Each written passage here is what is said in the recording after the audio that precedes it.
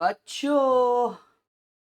Hello to all CA Inter, CS Executive and CMA Inter students who are attempting their examination for the purpose of May 24 and November 24. जल्दी से video को like कर दो और हमें social media Instagram पे भी क्या कर दीजिए, फॉलो कर दीजिए। ये वीडियो अमेंडमेंट के बारे में है और आप जो May 24 का अटेम्प्ट दे रहे हैं या June 24 का अटेम्प्ट दे रहे हैं तो DT के अंदर के अमेंडमेंट्स आपके यहाँ कवर होंगे। ये जो अमेंडमेंट का शीट है हम आपको टेलीग्राम पे भी अपलोड कर देंगे, तो आप हमारे टेलीग्राम के ऊपर ज्वाइन हो जाइए या फिर वीडियो के डिस्क्रिप्शन बॉक्स में आपको यहाँ का लिंक मिल जाएगा, वहां जाकर के आप ये क्या कर सकते हैं, प्रिंट ले सकते हैं।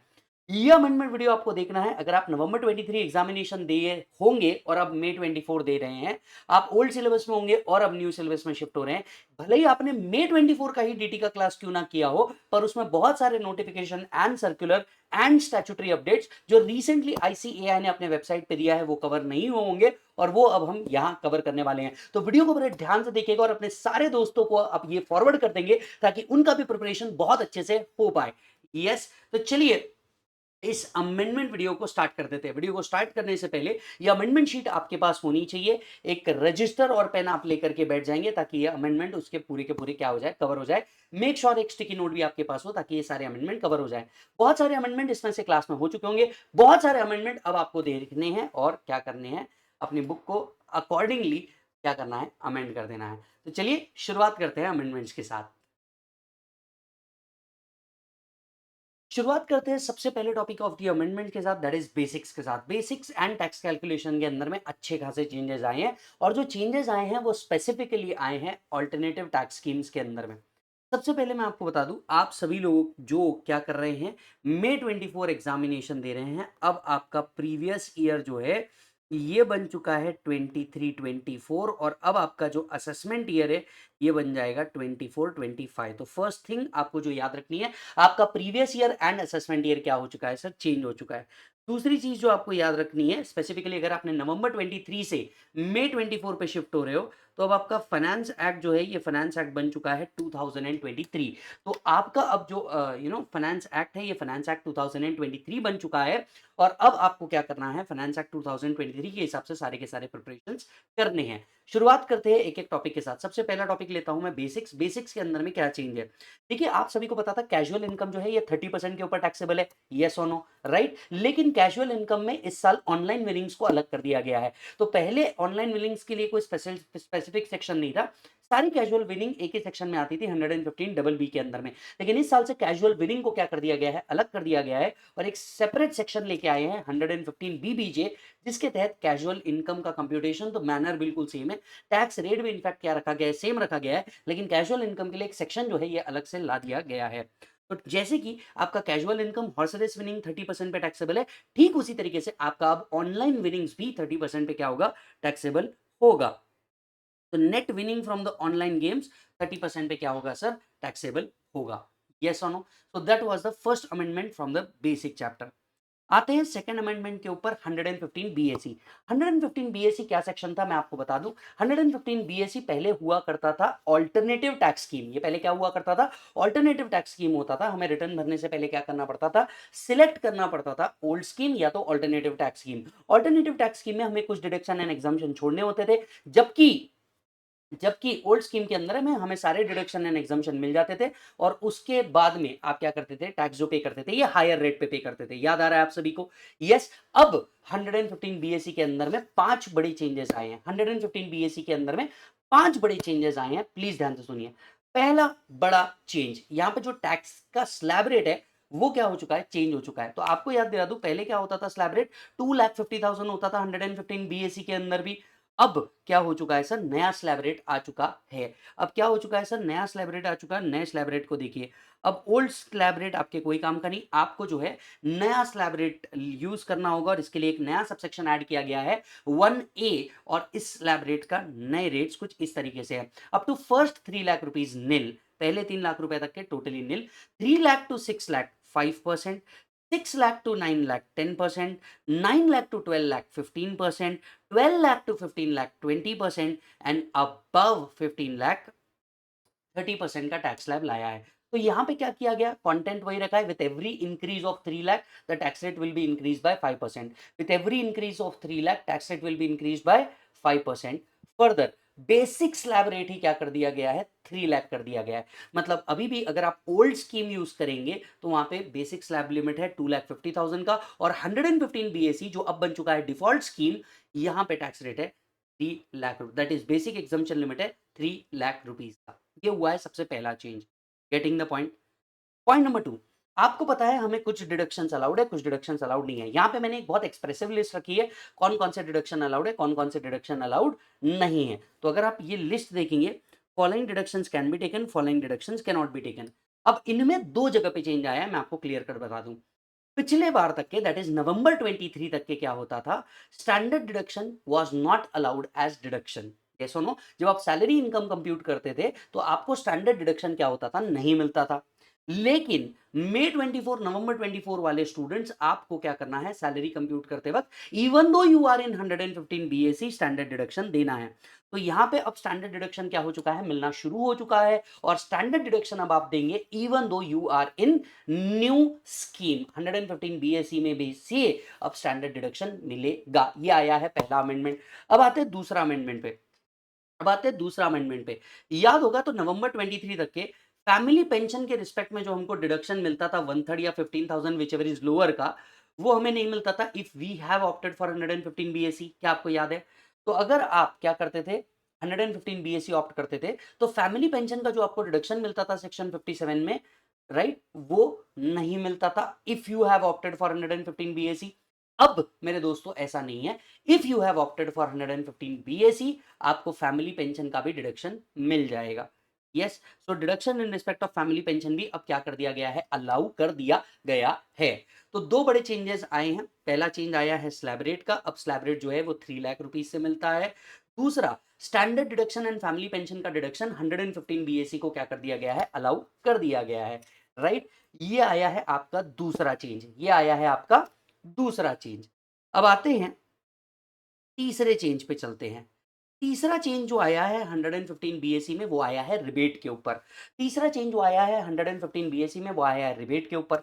ओल्ड स्कीम के अंदर में रिबेट कौन सी इनकम तक के मिलता था, income up to rupees 5 lakh. Old scheme में जो रिबेट मिलता था वो कहां तक के मिलता था, income up to rupees 5 lakh, 5 lakh rupees तक के आपको रिबेट मिला करता था। अंडर 115 बीएसई इस 5 लाख के रिबेट को 7 लाख पे लेकर के चले गए हैं। अब यहां पे रिबेट मिलता है if total income does not exceed 7 lakh. तो आपको प्रॉब्लम सॉल्व करते वक्त ये बहुत ज्यादा ध्यान में रखना पड़ेगा कि एसएससी इज ऑप्टिंग और not opting for the default scheme. अगर एसएससी डिफॉल्ट स्कीम के अंदर में जा रहा है तो रिबेट मिलेगा if SSC is individual, he is resident and total income does not exceed 7 lakh. तो ये जो लिमिट है 5 लाख की, अंडर 115 बीएसई अब ये हो चुकी है 7 लाख, और रिबेट का जो लिमिट है ये भी क्या कर दिया गया है, बढ़ा दिया गया है। नाउ रिबेट इज 25,000 और 100% of tax payable which ever is lower. तो जहां ओल्ड स्कीम के अंदर में मैक्सिमम रिबेट 12,500 था, under the new scheme rebate is 25,000 rupees to the maximum. And यहां पे भी पॉइंट तो सेम ही है, rebate is not available under long term capital gain under 112 A. तो रिबेट 112 ए से मिलता नहीं, रिबेट 112 ए से मिलता नहीं। तो ध्यान से सुनिएगा, अभी भी अगर आप ओल्ड स्कीम के अंदर में है, rebate 5 lakh, maximum rebate 12,500, under 115 BSE limit is 7 lakh and rebate is 25,000, rebate is 25,000। Yes और नो, राइट। चलिए, ये था तीसरा अमेंडमेंट। तो पहला अमेंडमेंट काय के अंदर में आया है, स्लैब रेट के अंदर में आया है। दूसरा amendment standard deduction and family pension का डिडक्शन मिलना शुरू हो चुका है। तीसरा अमेंडमेंट आया है, रिबेट की जो लिमिट है ये 5 लाख की जगह 7 लाख कर दी गई है, एंड रिबेट 12,500 की जगह 25,000 कर दिया गया है अंडर 115 बीएसई। ये तीन अमेंडमेंट समझ में आए। मैं जा रहा हूं चौथे अमेंडमेंट के ऊपर, that is marginal relief along with the rebate. Only under the new scheme marginal relief along with the rebate आपको क्या किया गया है, अलाउ किया गया है। तो marginal relief along with the rebate आपको क्या किया गया है, अलाउ किया गया है अंडर द न्यू स्कीम। आइए मैं आपको समझाता हूं ये किस तरीके से क्या किया जाता है, कंप्यूट किया जाता है, ये किस तरीके से देखा जाता है। Yes, rebate under section 87A is subject to marginal relief if net income exceeds 7 lakh but does not exceed 7,27,770, then tax on such income cannot exceed the amount by which net income exceed 7 lakh। अब देखिए यहां पे नीचे आपको space दिया है problem solve करने के लिए, तो प्लीज एक बार ध्यान से समझिएगा।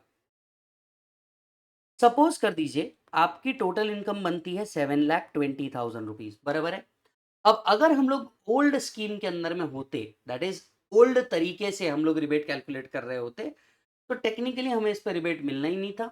पूरा 7,20,000 रुपीज जो होता था उसके ऊपर आप क्या कर देते थे, टैक्स कैलकुलेट कर देते थे। याद आ रहा है आपको, बराबर है। अब यहाँ पे आपको क्या करना है, आप जैसे मार्जिनल रिलीफ निकालते हैं बिल्कुल वैसे ही निकालेंगे। That is total tax up to rupees 7 lakh plus total income minus 7 lakh, बराबर है। अब 7 लाख रुपीज तक के आपका जो टैक्स आ रहा है ये क्या हो जाएगा, zero. Why? Because total income does not exceed 7 lakh, तो रिबेट मिल करके आपका टैक्स क्या हो जाएगा, zero. Plus total income minus 7 lakh, मतलब ये कितना हो गया, 20,000। तो आपका टैक्स कितना बन जाएगा सर, 20,000। आपका टैक्स कितना बन जाएगा, 20,000। यस। विदाउट मार्जिनल रिलीफ अगर होता, अगर इस रिबेट के साथ साथ मार्जिनल रिलीफ नहीं दिया होता, अगर इस रिबेट के साथ साथ मार्जिनल रिलीफ नहीं दिया होता, तो क्या होता, 7,20,000 पे आप टैक्स कुछ इस तरीके से कैलकुलेट कर रहे होते, right. Up to 3 lakh nil, next 3 lakh पे 5%, दैट इज 15,000। नेक्स्ट 1.20 लाख पे 10%, दैट इज 12,000। और आपका टैक्स बन जाता 27,000। और इस पे आप निकालते HEC at the rate of 4%, ये बन जाता 480। आपका टोटल टैक्स आता 12,480, सॉरी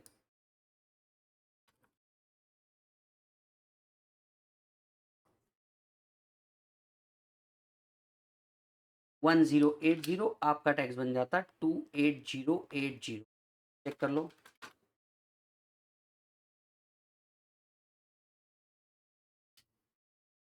बराबर। अब आपका टैक्स कितना बनेगा जरा देखिए, अब आपका टैक्स कितना बनेगा सर, अब आपका टैक्स बनेगा 20,000। इसमें HEC जोड़ेंगे एट द रेट ऑफ 4%। आपका टोटल टैक्स वुड बी 20,800। तो अगर आपका मार्जिनल रिलीफ नहीं रहता, टैक्स वुड हैव बीन 28,080, क्योंकि 7 लाख के इनकम ऊपर चले गए तो टैक्स निकलता था। लेकिन अब उन्होंने रिबेट के साथ साथ मार्जिनल रिलीफ भी दिया है। मार्जिनल रिलीफ का जो फॉर्मूला था वो अपनाइए और आपका tax could not exceed 20,800। But ये जो मार्जिनल रिलीफ है कब तक के मिलेगा, मैक्सिमम आपकी इनकम अगर 7,27,770 के ऊपर नहीं जा रहा तो आपको ये मार्जिनल रिलीफ मिल जाएगा। सॉल्व कर लीजिए ये।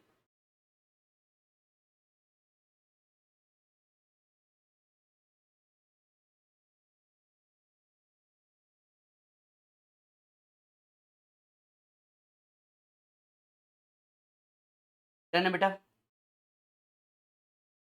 चलिए। तो सर पहला अमेंडमेंट स्लैब रेट चेंज हुआ, दूसरा amendment standard deduction and family pension का डिडक्शन मिलना शुरू हो गया, तीसरा अमेंडमेंट रिबेट की जो मैक्सिमम लिमिट है 5 लाख से 7 लाख पे इंक्रीज कर दी, चौथा अमेंडमेंट अब रिबेट के साथ साथ मार्जिनल रिलीफ भी मिलेगा, that too in new scheme only, old scheme में ऐसा कुछ नहीं होता था। फिफ्थ अमेंडमेंट जैसा कि मैंने कहा था, यहाँ पे अगर आप 115 BAC फॉलो करते हैं, याद दिलाता हूं आपको, अगर individual HUF AOP BY AJP के केस में अगर आपकी इनकम कितने से ऊपर जाती थी बेटा, 50 लाख से ऊपर जाती थी, जो सरचार्ज होता था वो 10% होता था। 1 करोड़ से ऊपर जाती थी सरचार्ज 15% होता था। 2 करोड़ से ऊपर जाती थी सरचार्ज 25% होता था। एंड 5 करोड़ के ऊपर जाती थी तो सरचार्ज कितना होता था, 37% होता था। क्या आपको याद है, राइट? अब with effect from Finance Act 2023, the maximum rate of surcharge in case of 115 BAC cannot exceed 25%। तो अगर आप देखेंगे ओल्ड स्कीम में मैक्सिमम रेट ऑफ सरचार्ज आपका आज भी 37% ही है, पर under 115 BAC maximum rate of surcharge जो आ चुका है वो कितना आ चुका है बेटा, 25%। यस, ये सारे अमेंडमेंट्स को विद प्रॉब्लम मैंने बहुत अच्छे से डिटेल में एक्सप्लेन किया है, पूरा का पूरा फास्ट ट्रैक के अंदर में, जो एब्सोल्युटली फ्री है। आप मेरे प्लेलिस्ट के अंदर में जा सकते हैं और प्लेलिस्ट के अंदर में आपको CA final and CA inter का डायरेक्ट टैक्स का फास्ट ट्रैक पूरा का पूरा फ्री है, जिसको आप देख सकते हैं मेरे ही यूट्यूब चैनल के ऊपर, सीए विजय सारडा के ऊपर। तो सीए विजय सारडा चैनल सर्च कीजिए, उसमें प्लेलिस्ट में जाइए, आपको CA final and CA inter का जो फास्ट ट्रैक है ये एब्सोल्युटली फ्री मिलेगा for the purpose of May 24 नवंबर 24। तो आप उसको देख लीजिए और इनके ऊपर डिटेल्ड प्रॉब्लम्स भी हम लोगों ने वहां पे कवर किए हुए हैं, तो बिल्कुल देखना मत भूलिएगा। साथ साथ में अगर आपने मेरा क्वेश्चन भी ले रखा है तो क्वेश्चन के अंदर में भी इसके ऊपर एब्सोल्युटली बहुत सारे क्वेश्चन रखे गए हैं, तो वो भी देख लीजिए। ये अमेंडमेंट वीडियो है और यहाँ पे मैं सिर्फ आपको जो है अमेंडमेंट और कई जगह पे इससे रिलेटेड क्वेश्चन क्या करवाऊंगा, सॉल्व करवाऊंगा। Is that done? तो ये था एक और अमेंडमेंट। तो 5 अमेंडमेंट हुए हैं 115 बीएससी के अंदर में। पहले स्लैब रेट चेंज हुआ है, दूसरा standard deduction and family pension का डिडक्शन मिलना चालू हो गया है, तीसरा रिबेट के लिए जो लिमिट है 5 लाख से 7 लाख हो चुकी है, चौथा आपका रिबेट के साथ साथ मार्जिनल रिलीफ मिलना चालू हो चुका है, पांचवा आपका क्या हो चुका है sir, maximum rate of surcharge 25% पे रिस्ट्रिक्ट कर दिया है, 37% पे नहीं रखा गया है। Is that done? Right? Check कर लीजिए। डन है बेटा? तो अब आते हैं नेक्स्ट अमेंडमेंट के ऊपर। नेक्स्ट अमेंडमेंट है चैप्टर नंबर 1 के अंदर में आपका 115 बीएई। ना आपको याद दिला दूं, ऑल्टरनेटिव टैक्स स्कीम कौन कौन से थे? एक तो 115 बीएसी था, बीएए था, दैट इज एंड बीएबी था।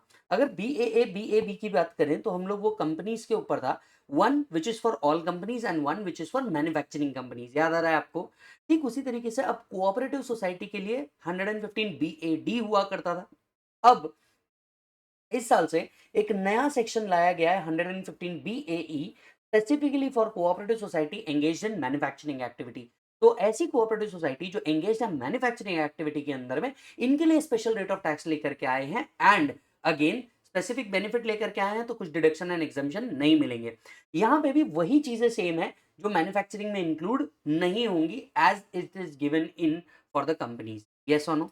राइट? सो सेक्शन किसके ऊपर एप्लीकेबल है? assessee being cooperative society resident in India and engaged into manufacturing. yes, tax rate क्या रहेंगे? जो मैन्युफैक्चरिंग एक्टिविटी से आने वाला इनकम है ये 17.16% इफेक्टिव रेट से टैक्सेबल रहेगा, जहां पे tax rate 15%, mandatory surcharge 10% and 4% क्या रहेगा बेटा? एचईसी रहेगा। यस, और अदर देन मैन्युफैक्चरिंग एक्टिविटी से आने वाला इनकम 25.168% इफेक्टिव रेट पर रहेगा, जिसमें टैक्स रेट 22% रहेगा, 10% सरचार्ज रहेगा एंड 4% सेस रहेगा। यस और नो? ये ऑप्शन एक बार आपने ले लिया तो आप भैया विड्रॉ नहीं कर पाएंगे। तो एक बार आपने ऑप्शन एक्सरसाइज कर लिया, बिल्कुल ये विड्रॉल पॉसिबल नहीं है। Point number 1। Point number 2, sir अगर ये ले लिया तो आपको deduction can not be taken in 115 BOD. ये ऑप्शन आपको रिटर्न फाइलिंग से पहले सिलेक्ट करना है for the assessment year 24-25। Losses and unabsorbed appreciation अगर इन डिडक्शंस के कारण आया है तो वो कैरी फॉरवर्ड नहीं कर पाएंगे। तो सेम वही प्रोविजन जो वहां थी वही यहाँ एप्लीकेबल है। कुछ चीजें मैन्युफैक्चरिंग नहीं मानी जाएंगी, मतलब if the assessee is engaged in this type of businesses तो वो इस सेक्शन का बेनिफिट नहीं ले सकते, मतलब उनको 115 बीएडी में जाना है तो वो जा सकते, बीएई का बेनिफिट नहीं लेंगे। पहला सेम वही जो कंपनीज के लिए भी था, engaged in computer software media in any form. Mining will not be treated as manufacturing. Conversion of marble blocks into similar blocks. Bottling of gas into cylinder. Printing of books and any other business as may be notified by government in future. ये सभी क्या नहीं माने जाएंगे? Manufacturing नहीं माने जाएंगे।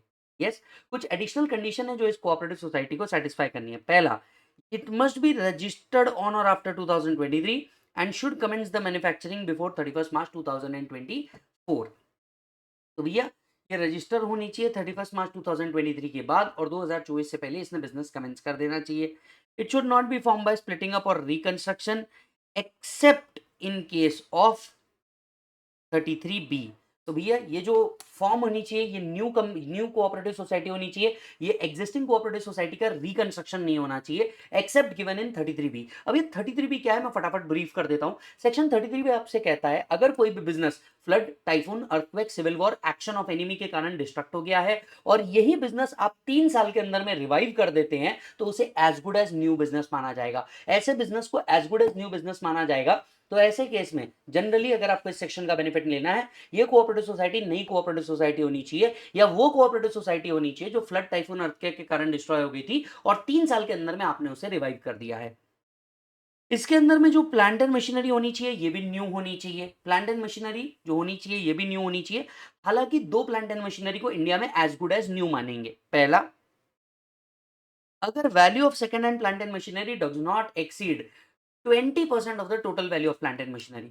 तो जनरली इस बिजनेस में दैट इज कोऑपरेटिव सोसाइटी जो प्लांट एंड मशीनरी भी यूज करेगी ये न्यू प्लांट एंड मशीनरी होना चाहिए एक्सेप्ट इन 2 case. Situation number 1, second hand लोगे, अगर उसकी वैल्यू 20% ऑफ टोटल के ऊपर नहीं जा रही चलेगा, कोई तकलीफ नहीं है। Point number 1। पॉइंट नंबर 2, अगर ये फॉरेन से इंपोर्टेड प्लांट एंड मशीनरी है तो इसको एज गुड एज इंडिया में क्या माना जाएगा, न्यू।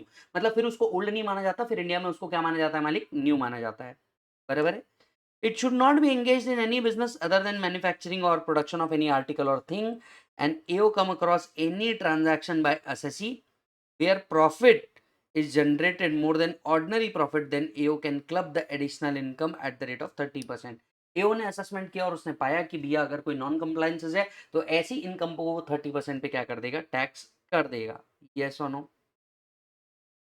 सो सिंपल है, सिंपल है। अगर एसएससी एंगेज है काय में बेटा, मैन्युफैक्चरिंग के अंदर में, एसएससी कौन होना चाहिए, cooperative society resident in India. तो इनके लिए भी सेम वो जो कंपनीज के लिए रेट था, कट कॉपी पेस्ट यहाँ पे आप लेकर के आ जाइए। सेक्शन पूरा का पूरा सेम है, वो कंपनीज के लिए था, ये किसके लिए है, cooperative society engage in manufacturing. तो बिल्कुल सेम प्रोविजन है, टेंशन का काम नहीं है। यस, बिल्कुल सेम प्रोविजन है, टेंशन का काम नहीं है। हियर चैप्टर नंबर 1 के अमेंडमेंट्स जो है ये हमारे क्या होते हैं बेटा, ओवर। यस, डन है बेटा। चलो,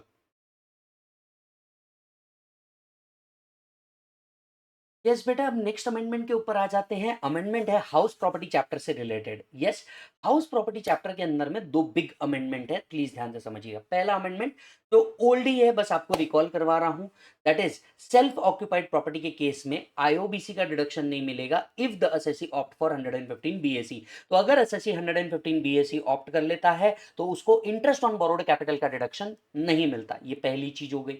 अब दूसरी चीज क्या होता था, आपको अगर याद हो, दूसरी चीज क्या थी, आपको अगर याद हो तो एचपी का लॉस दूसरे हेड से हम सेट ऑफ कर सकते थे maximum up to 2 lakh rupees. बराबर है। But if assessee opt for 115 BAC तो वो लॉस जो है दूसरे हेड के सेट ऑफ नहीं होगा। तो एचपी लॉस दूसरे हेड से सेट ऑफ नहीं होगा अगर एसएससी 115 बीएसी ऑप्ट करता है तो। बस ये 2 पॉइंट है। यस, तो there would be no deduction for interest on borrowed capital in respect of self occupied property if assessee opt for 115 BAC. तो अगर एसएससी 115 बीएसी लेता है, इंटरेस्ट ऑन बोरोड कैपिटल का डिडक्शन नहीं मिलेगा। दूसरा, if assessee opt for 115 BAC, losses of HP can not be set off with other head. HP के loss दूसरे हेड से सेट ऑफ नहीं होंगे, चाहे ये एसओपी लॉस हो, चाहे ये एलओपी लॉस हो, चाहे ये एसओपी लॉस हो, चाहे ये एलओपी लॉस हो, ये दूसरे हेड के साथ सेट ऑफ नहीं होंगे। बस यही 2 अमेंडमेंट है किसके बेटा, एचपी के। नेक्स्ट अमेंडमेंट के ऊपर हम लोग आते हैं। नेक्स्ट अमेंडमेंट जो है ये सैलरी से रिलेटेड है। यस, अब सैलरी से रिलेटेड क्या अमेंडमेंट है, सर ध्यान से सुनना। सबसे पहले तो सैलरी की डेफिनेशन में अमेंड किया गया है। सैलरी की क्या किया गया है बेटा, डेफिनेशन में अमेंडमेंट किया गया है। क्या किया गया है इसमें, प्रोविडेंट फंड से रिलेटेड पार्ट ऐड किया गया है। पहले मैं आपको याद दिला दूं, आपको अगर याद होगा तो एम्प्लॉयर अगर कंट्रीब्यूट करता है more than 7.5 lakh on behalf of employee in the recognised provident fund, और याद करके देखो एनपीएस, तो ऐसे केस में जितना एक्सेस कंट्रीब्यूशन है उसे क्या माना जाता है, परक्विजिट माना जाता है। लेकिन ऐसा कुछ सैलरी के अंदर में लिखा नहीं था, ऐसा कुछ सैलरी के अंदर में लिखा नहीं था, राइट। तो अब एक सवाल उठा कि इसकी टैक्सेबिलिटी का कैसे किया जाए, क्योंकि ये स्पेसिफिकली मेंशन नहीं था। टैक्सेबल था ये बोल दिया था, सैलरी में इंक्लूड होगा ऐसा कुछ मेंशन नहीं था। तो अब क्या किया गया, लिख दिया गया the portion of annual accretion to the balance of the credit of employee participating in RPF to the extent it is taxable। तो जितना अमाउंट टैक्सेबल है उतना क्या होगा, सैलरी में क्या किया जाएगा, ऐड। तो आपको याद होगा इंटरेस्ट कंपोनेंट प्लस 7.5 लाख के ऊपर जितना जा रहा है उसका कंपोनेंट भी हम लोग क्या करते हैं, सैलरी में ऐड बैक कर देते हैं। तो सैलरी में टैक्स करते हैं तो भैया वो सैलरी में टैक्स हो जाएगा। Transferred balance in RPF to the extent in taxable. भैया आरपीएफ में आप लोग जितना बैलेंस ट्रांसफर कर रहे हो फाइनल अमाउंट का, अगर उसमें का कुछ पोर्शन टैक्सेबल है तो वो सैलरी में टैक्स हो जाएगा। कंट्रीब्यूशन बाय सेंट्रल गवर्नमेंट और other employer in the pension scheme to the extent it is taxable. अब पेंशन स्कीम में भी 7.5 लाख रुपए के ऊपर जा रहा है तो जितना 7.5 के ऊपर जा रहा है वो टैक्सेबल होता है। तो जितना अमाउंट टैक्सेबल है उतना सैलरी में क्या किया जाएगा, एड बैक किया जाएगा। वो वैसे भी करते हैं, बस उन्होंने स्पेसिफिकली मेंशन बोल दिया। तो इसका आपको कोई स्पेशल एडजस्टमेंट करने की जरूरत नहीं पड़ेगी इस अमेंडमेंट का, और ये अमेंडमेंट मेरे को नहीं लगता एग्जामिनर आपको पूछ भी लेगा।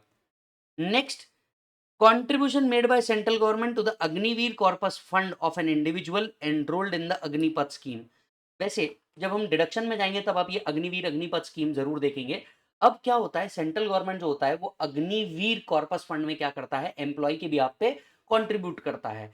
तो अब इस साल से क्या किया जा रहा है, सेंट्रल गवर्नमेंट जो कंट्रीब्यूट कर रहा है in Agniveer corpus fund on behalf of employ, ये भी सैलरी में क्या होगा, एड बैक होगा। ये भी सैलरी में क्या होगा, एड बैक होगा। यस मालिक। नेक्स्ट अमेंडमेंट आते हैं सैलरी के अंदर जो हुआ है, ये है लीव सैलरी। अब अगर आप देखेंगे इंस्टीट्यूट ने जो स्टैट्यूटरी अपडेट्स दिया है ये वहां नहीं है, लेकिन अगर आप मॉड्यूल देखेंगे ना तो मॉड्यूल के अंदर में आपको ये अमेंडमेंट देखने को मिलेगा। लीव सैलरी सेक्शन 10 आपको फटाफट एक बार रिवाइज करवा देता हूँ। लीव एनकैशमेंट अगर ड्यूरिंग द सर्विस मिले ये टोटली टैक्सेबल है। लीव एनकैशमेंट अगर after the death of employee मिले ये टोटली एग्जम्प्ट है। ऑन रिटायरमेंट अगर गवर्नमेंट एम्प्लॉय को मिले फुल्ली एग्जम्प्ट है। लेकिन अगर ये नॉन गवर्नमेंट एम्प्लॉय को मिले तो ये लोअर ऑफ फोर थिंग आपको क्या होती थी, एग्जम्प्ट होती थी। Minimum of four thing is exempt, यहां पे आप इज एग्जम्प्ट लिखिए। अब चारों में से जो भी लोअर रहेगा वो एग्जम्प्ट होता था। पहला एक्चुअल, दूसरा एवरेज सैलरी इनटू 10, तीसरा लीव क्रेडिट फॉर 30 डेज। याद आ रहा है आपको, राइट? तो ये प्रोविजन एज इट इज है। यहां 5 लाख हुआ करता था, यहां पे उन्होंने 25 लाख कर दिया है। तो यहां ये 5 लाख रुपीस हुआ करता था, यहां उन्होंने 25 लाख रुपीस कर दिया है। ये आया है अमेंडमेंट, बाकी एवरीथिंग रिमेन सेम। यहाँ पे 5 लाख की लिमिट को 25 लाख कर दिया गया है। That is the amendment in leave salary. तो सैलरी के अंदर में क्या किया गया है, ये जो आरपीएफ का टैक्सेबल कंपोनेंट था बस वो सैलरी की डेफिनेशन में ऐड किया गया है, तो वो तो रेलेवेंट नहीं है। लीव सैलरी आपको पूछा जा सकता है क्योंकि ये रिटायरमेंट बेनिफिट है।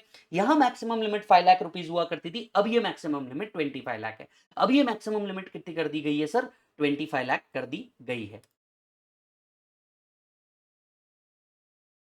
डन है बेटा। आते हैं नेक्स्ट पॉइंट के ऊपर। आरएफए के अंदर में बड़ा अमेंडमेंट दिया है। अब ये अमेंडमेंट कहां दिखेगा आपको, अगर आप नया मॉड्यूल ओपन करेंगे May 24 का तो उसमें आपको ये अमेंडमेंट नहीं दिखेगा। ये नोटिफिकेशन के थ्रू 1/9/2023 से अप्लाई किया गया है। तो ये जो अमेंडमेंट है ये 1/9/2023 से लाया गया है, 1/9/2023 से लाया गया है। पहले आपको आरएफए याद दिला देता हूं। एम्प्लॉयर ने एम्प्लॉय को अगर क्या प्रोवाइड किया होगा बेटा, रहने के लिए घर दिया होगा, तो ऐसे केस में हम उसको कहते हैं रेंट फ्री अकोमोडेशन। अगर आपको फर्निश्ड अकोमोडेशन दिया है तो वैल्यू एज पर अनफर्निश्ड लेते हैं, प्लस उसमें फर्नीचर का वैल्यू ऐड कर देते हैं, माइनस एनीथिंग रिकवर हमारा परक्विजिट आ जाता है। यही अगर अनफर्निश्ड दिया है गवर्नमेंट एम्प्लॉय के केस में क्या होता है याद करो। अगर ये एम्प्लॉय गवर्नमेंट एम्प्लॉय है तो उस केस में हम लोग licence fee minus anything recovered करते हैं। अगर ये एम्प्लॉय गवर्नमेंट एम्प्लॉय है तो उस केस में हम लोग licence fee minus anything recovered करते हैं। याद आ रहा है आपको, यस और नो, राइट? अगर यही नॉन गवर्नमेंट एम्प्लॉय है तो हम देखते हैं अकोमोडेशन कहां प्रोवाइड किया है। It is provided in house owned by the employer, it is provided in accommodation hired by the employer, और it is provided in hotel. Yes और नो, याद आ रहा है आपको? अगर पॉपुलेशन ओन्ड थी, सॉरी अगर अकोमोडेशन ओन्ड था तो हम लोग क्या चेक करते थे, पॉपुलेशन चेक करते थे। पहले याद दिलाता हूं लिमिट्स क्या थी, राइट? बिलो अगर 10 लाख है तो 7.5% ऑफ सैलरी। अगर 10 to 25 लाख था तो हम लोग लेते थे 10% of salary, and about 25 lakh था तो हम लोग लेते थे 15% ऑफ सैलरी। क्या आपको याद है? बराबर है। फर्दर फर्दर अब यहां पे किया गया है अमेंडमेंट विथ इफेक्ट फ्रॉम 1/9/2023। इस पॉपुलेशन की जो लिमिट्स है इसको कर दिया गया है चेंज, और परक्विजिट्स जो है इसको कर दिया गया है कम। तो पॉपुलेशन की लिमिट्स को बढ़ा दिया है और परक्विजिट्स की लिमिट्स को कम कर दिया। आइए विथ इफेक्ट फ्रॉम 1/9/2023 आपकी नई लिमिट्स क्या होंगी वो समझते हैं। बराबर है, आपकी नई लिमिट्स क्या होंगी वो समझते हैं। सर पहली चीज, अगर population as per 2011 census, as per 2011 census अगर पॉपुलेशन 40 लाख के बियॉन्ड है तो परक्विजिट होगा अब 15% की जगह 10%, मैक्सिमम परक्विजिट 10% ऑफ सैलरी। अगर यही 15 लाख टू 40 लाख है तो 7.5% of salary, and below 15 lakh है तो 5% ऑफ सैलरी लेना होगा। तो अगर पॉपुलेशन जो है ये बिलो 15 लाख है 5% ऑफ सैलरी, 15 टू 40 लाख है 7.5% ऑफ सैलरी, एंड अगर बियॉन्ड 40 लाख है तो 10% ऑफ सैलरी आपको लेना है। तो ये कब से इफेक्टिव है? With effect from 1/9/2023। यस। अब एग्जाम में हमें क्या करना है?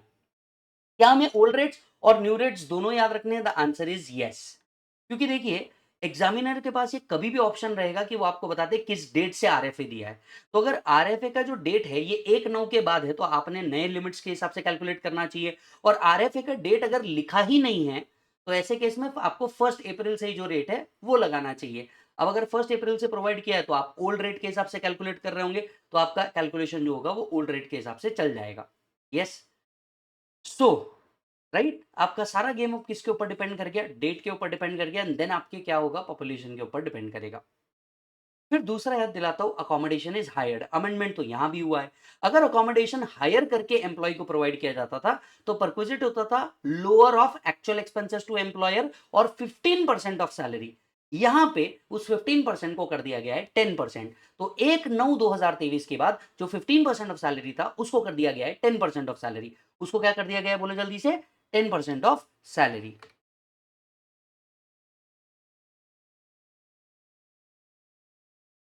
Is that done? और होटल में कहीं कोई चेंजेस नहीं, जो पुराना लॉ था वही लॉ एप्लीकेबल है। तो एक बार चेक कर लीजिए ये भी अमेंडमेंट। अब बढ़ते हैं आगे नेक्स्ट अमेंडमेंट की ओर। अगर हम ध्यान देंगे तो नेक्स्ट अमेंडमेंट है परक्विजिट्स जो है। अब इसके ऊपर कॉस्ट इन्फ्लेशन इंडेक्स निकलेगा अगर ये एक से ज्यादा ईयर्स के लिए क्या किया है? प्रोवाइड किया गया है। तो जरा ध्यान से देखिएगा, where accommodation is owned or leased provided to employee for more than 1 year. तो मान लो एम्प्लॉयर ने एम्प्लॉय को कोई अकोमोडेशन प्रोवाइड किया और ये अकोमोडेशन एक से ज्यादा ईयर के लिए है, तो जो भी वैल्यू ऑफ परक्विजिट है उसका क्या किया जाएगा? इंडेक्स किया जाएगा। The value of perk in case of non government employee shall not exceed the amount of so calculated for the first year।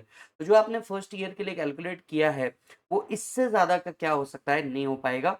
जो भी आपका वैल्यू ऑफ परक्विजिट निकला into CII for the year in which perquisite provided divided by CII for the first year in which accommodation is provided. तो cost inflation index के हिसाब से आपका जो परक्विजिट है उसे क्या किया जाएगा? एडजस्ट किया जाएगा। हालांकि अभी तक इसके ऊपर कोई स्पेसिफिक क्वेश्चन नहीं दिया है आपको कि किस तरीके से इस अमेंडमेंट को पूछा जाएगा, पर हाँ उन्होंने दिया इस टाइम पे है। First time first previous year जब से अप्लाई होगा वो है 23-24, और the previous year in which accommodation was provided to employee which ever is later. तो फर्स्ट ईयर जब ये अमेंडमेंट एप्लीकेबल होगा वो होगा प्रीवियस ईयर 23-24। राइट। अब आते हैं एक और अमेंडमेंट के ऊपर। अनादर अमेंडमेंट डील करता है डिडक्शन अंडर सेक्शन 16। अब देखिए यहाँ पे कोई बहुत बड़ा अमेंडमेंट नहीं हुआ है, अमेंडमेंट बड़ा सिंपल सा है। सिंपल सा अमेंडमेंट ये है, अब तक के ऐसा होता था लास्ट ईयर तक के, दैट इज नवंबर 23 तक के स्टैंडर्ड डिडक्शन आपको जो मिलता था ये ओल्ड स्कीम में मिलता था, न्यू स्कीम के अंदर में नहीं मिलता था। लेकिन अब फाइनेंस एक्ट 2023 से जो स्टैंडर्ड डिडक्शन है वो आपको न्यू स्कीम में भी मिलेगा। So if assessee opt for 115 BAC and the other schemes तो भी आपको स्टैंडर्ड डिडक्शन मिल जाएगा। मिल जाएगा। So available in the old as well as new scheme, available in the old as well as new scheme. Deduction के amount में कहीं कोई चेंज नहीं किया है, वही अमाउंट ऑफ सैलरी और 50,000 विच एवर इज लोअर का ही आपको क्या रखा गया है? डिडक्शन रखा गया है। यस और नो? तो ये थे आपके सैलरी से रिलेटेड अमेंडमेंट। अब चलेंगे नेक्स्ट अमेंडमेंट की ओर जो डील करते हैं आपके आईएफओएस से। राइट। तो नेक्स्ट अमेंडमेंट आपके डील करते हैं आईएफओएस से। नेक्स्ट अमेंडमेंट आपके डील करते हैं बेटा किससे? आईएफओएस से। सबसे पहले यहाँ पे गिफ्ट रिसीव्ड के अंदर में एक अमेंडमेंट आया है, पहले समझते हैं ये क्या है। अब आप सभी को पता था, एक लिस्ट दी हुई है हमको पूरी की पूरी कि gift receive from following is exam, जिसके अंदर में क्या आता था? Gift receive from relative is exam, gift receive from registered charitable trust is exam. इस लिस्ट के अंदर में आपको एक आइटम हुआ करता था, कौन सा मैं आपको बताता हूँ, received by individual. Yes, received by individual from any person for the medical treatment or treatment of his family for any illness related to COVID-19 and subject to such condition as may be notified. तो accordingly central government ने क्या किया है, जरा समझिएगा। अब कोई भी व्यक्ति जो अमाउंट रिसीव कर रहा था, दैट इज इंडिविजुअल या उसके परिवार के लिए, अगर कोविड-19 से ट्रीटमेंट के लिए अगर उसने कोई अमाउंट रिसीव किया है तो वो क्या मानी जाएगी, एग्जाम्प्ट। अब इसी से रिलेटेड एक एक्सटेंडेड अमेंडमेंट ये हुआ है कि अगर आपको ये अमाउंट एग्जाम्प्ट करवानी है तो आपको कुछ डॉक्यूमेंट्स देने होंगे। सर कौन कौन से डॉक्यूमेंट्स देने होंगे? सबसे पहली बात जो आपको डॉक्यूमेंट देना है वो है पॉजिटिव रिपोर्ट ऑफ कोविड-19। तो पहले आपको कोविड-19 का एक पॉजिटिव रिपोर्ट सबमिट करना है। दूसरा, all necessary document of medical diagnosis or treatment of the individual or family member due to COVID-19। तो ये पहला, कोविड-19 पॉजिटिव रिपोर्ट देनी है, साथ साथ में ऑल डॉक्यूमेंट जो उसके डायग्नोसिस और ट्रीटमेंट के लिए यूज होंगे, मतलब उससे रिलेटेड बिल्स, उससे रिलेटेड रिपोर्ट्स अगर कुछ होगी तो वो आपको क्या करना है, सबमिट करना है एज अ डॉक्यूमेंट। तो यहाँ पे लिस्ट में अमेंडमेंट सिर्फ इतना आया है कि आपको क्या करना है, अगर कोविड-19 से रिलेटेड पेमेंट का एग्जाम्पशन लेना है तो आपको क्या देना होगा, डॉक्यूमेंट्स देना होगा। बस इतना सा अमेंडमेंट है, इससे ऊपर का अमेंडमेंट नहीं है। यस सर, यहां आया है बहुत बड़ा amendment, taxability of LIP. Taxability of LIP के अंदर में साहब आया है बहुत बड़ा अमेंडमेंट। इस अमेंडमेंट के ऊपर थोड़ा सा फोकस करते हैं, ठीक है। जरा इंटरलिंकिंग करा के पढ़ाऊंगा, मजा आएगा।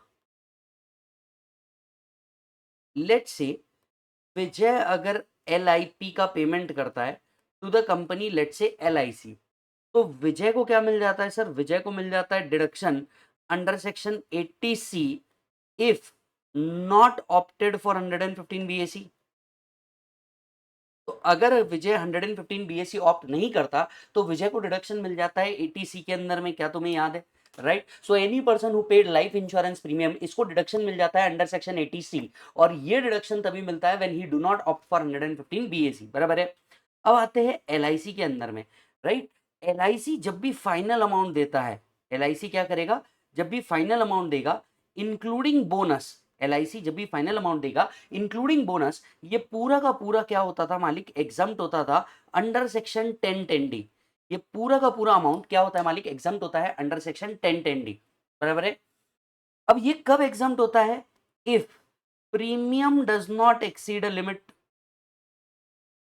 If premium does not exceed a limit, अगर प्रीमियम किसी भी साल में एक लिमिट के ऊपर नहीं जा रहा तो जो भी फाइनल अमाउंट है including the sum by way of bonus, ये क्या होता है, पूरा का पूरा एग्जाम्प्ट होता है। So including the sum by way of bonus भी क्या होता है, पूरा का पूरा एग्जाम्प्ट होता है अगर प्रीमियम एक लिमिट के ऊपर नहीं जा रहा। अब तक का प्रीमियम क्या था, मैं आपको याद दिला देता हूं, प्रीमियम कितना देना है इसकी monetary limit policy issue date पे डिपेंड करती थी। प्रीमियम कितना लेना है इसकी जो मॉनेटरी लिमिट थी वो पॉलिसी इशू डेट के ऊपर डिपेंड करती थी। याद आ रहा है आपको, चलिए आपको याद दिलाता हूं।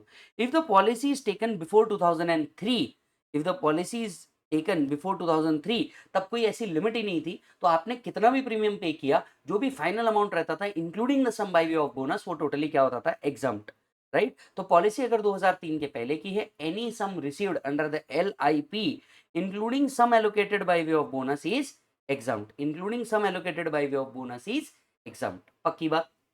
चलिए, फिर 2003 से 2012 की पॉलिसीज, अगर पॉलिसीज 2003 से 2012 की थी, राइट, इस पीरियड में इशू की गई थी, the premium should not exceed 20% of sum assured. अगर प्रीमियम इस सालों में 20% ऑफ सम अश्योर्ड के ऊपर नहीं जाता तो जो भी फाइनल अमाउंट है होती थी LIC including the sum by way of bonus, वो क्या होती थी, exempt.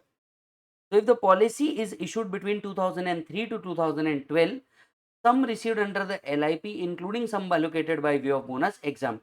However, exemption would not be available if the premium payable exceed 20% of capital sum assured.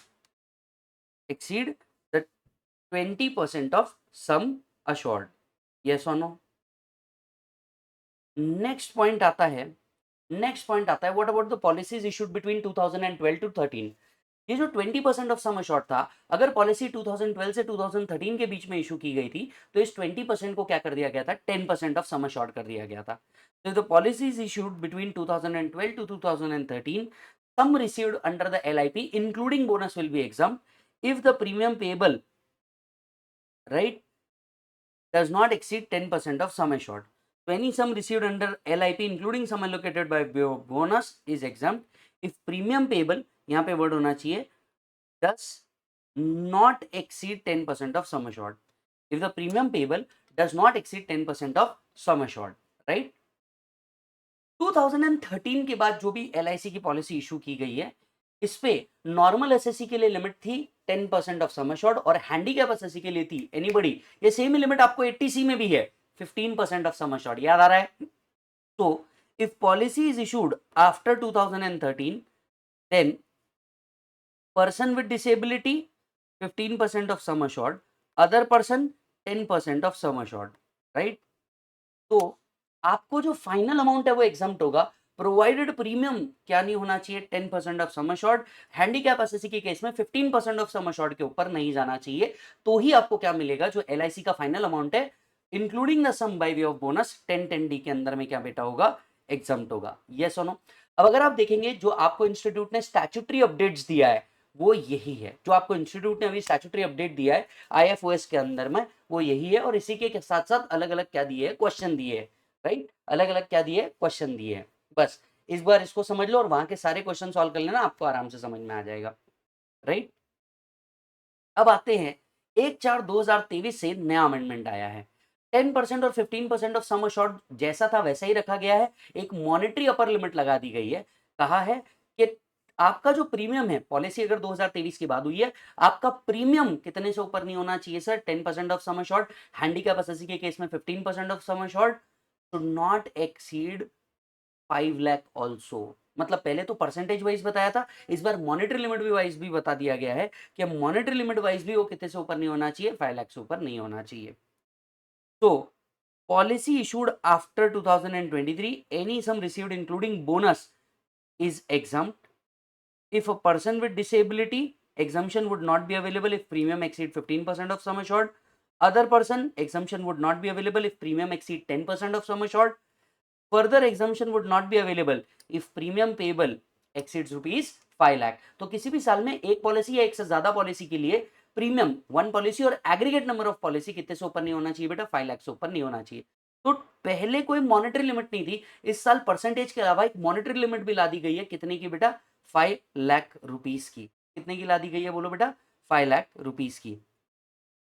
तो any sum received on the death of person is exempt irrespective of annual premium payable on the policy. The condition for the premium of 10%, 15%, 20% would not be applicable. Yes, understand कीजिएगा इस particular line को। जीते जी अगर कोई amount मिल रहा है तब तो वो क्या है, एग्जम्प्ट है और आपको ये लिमिट्स एप्लीकेबल है।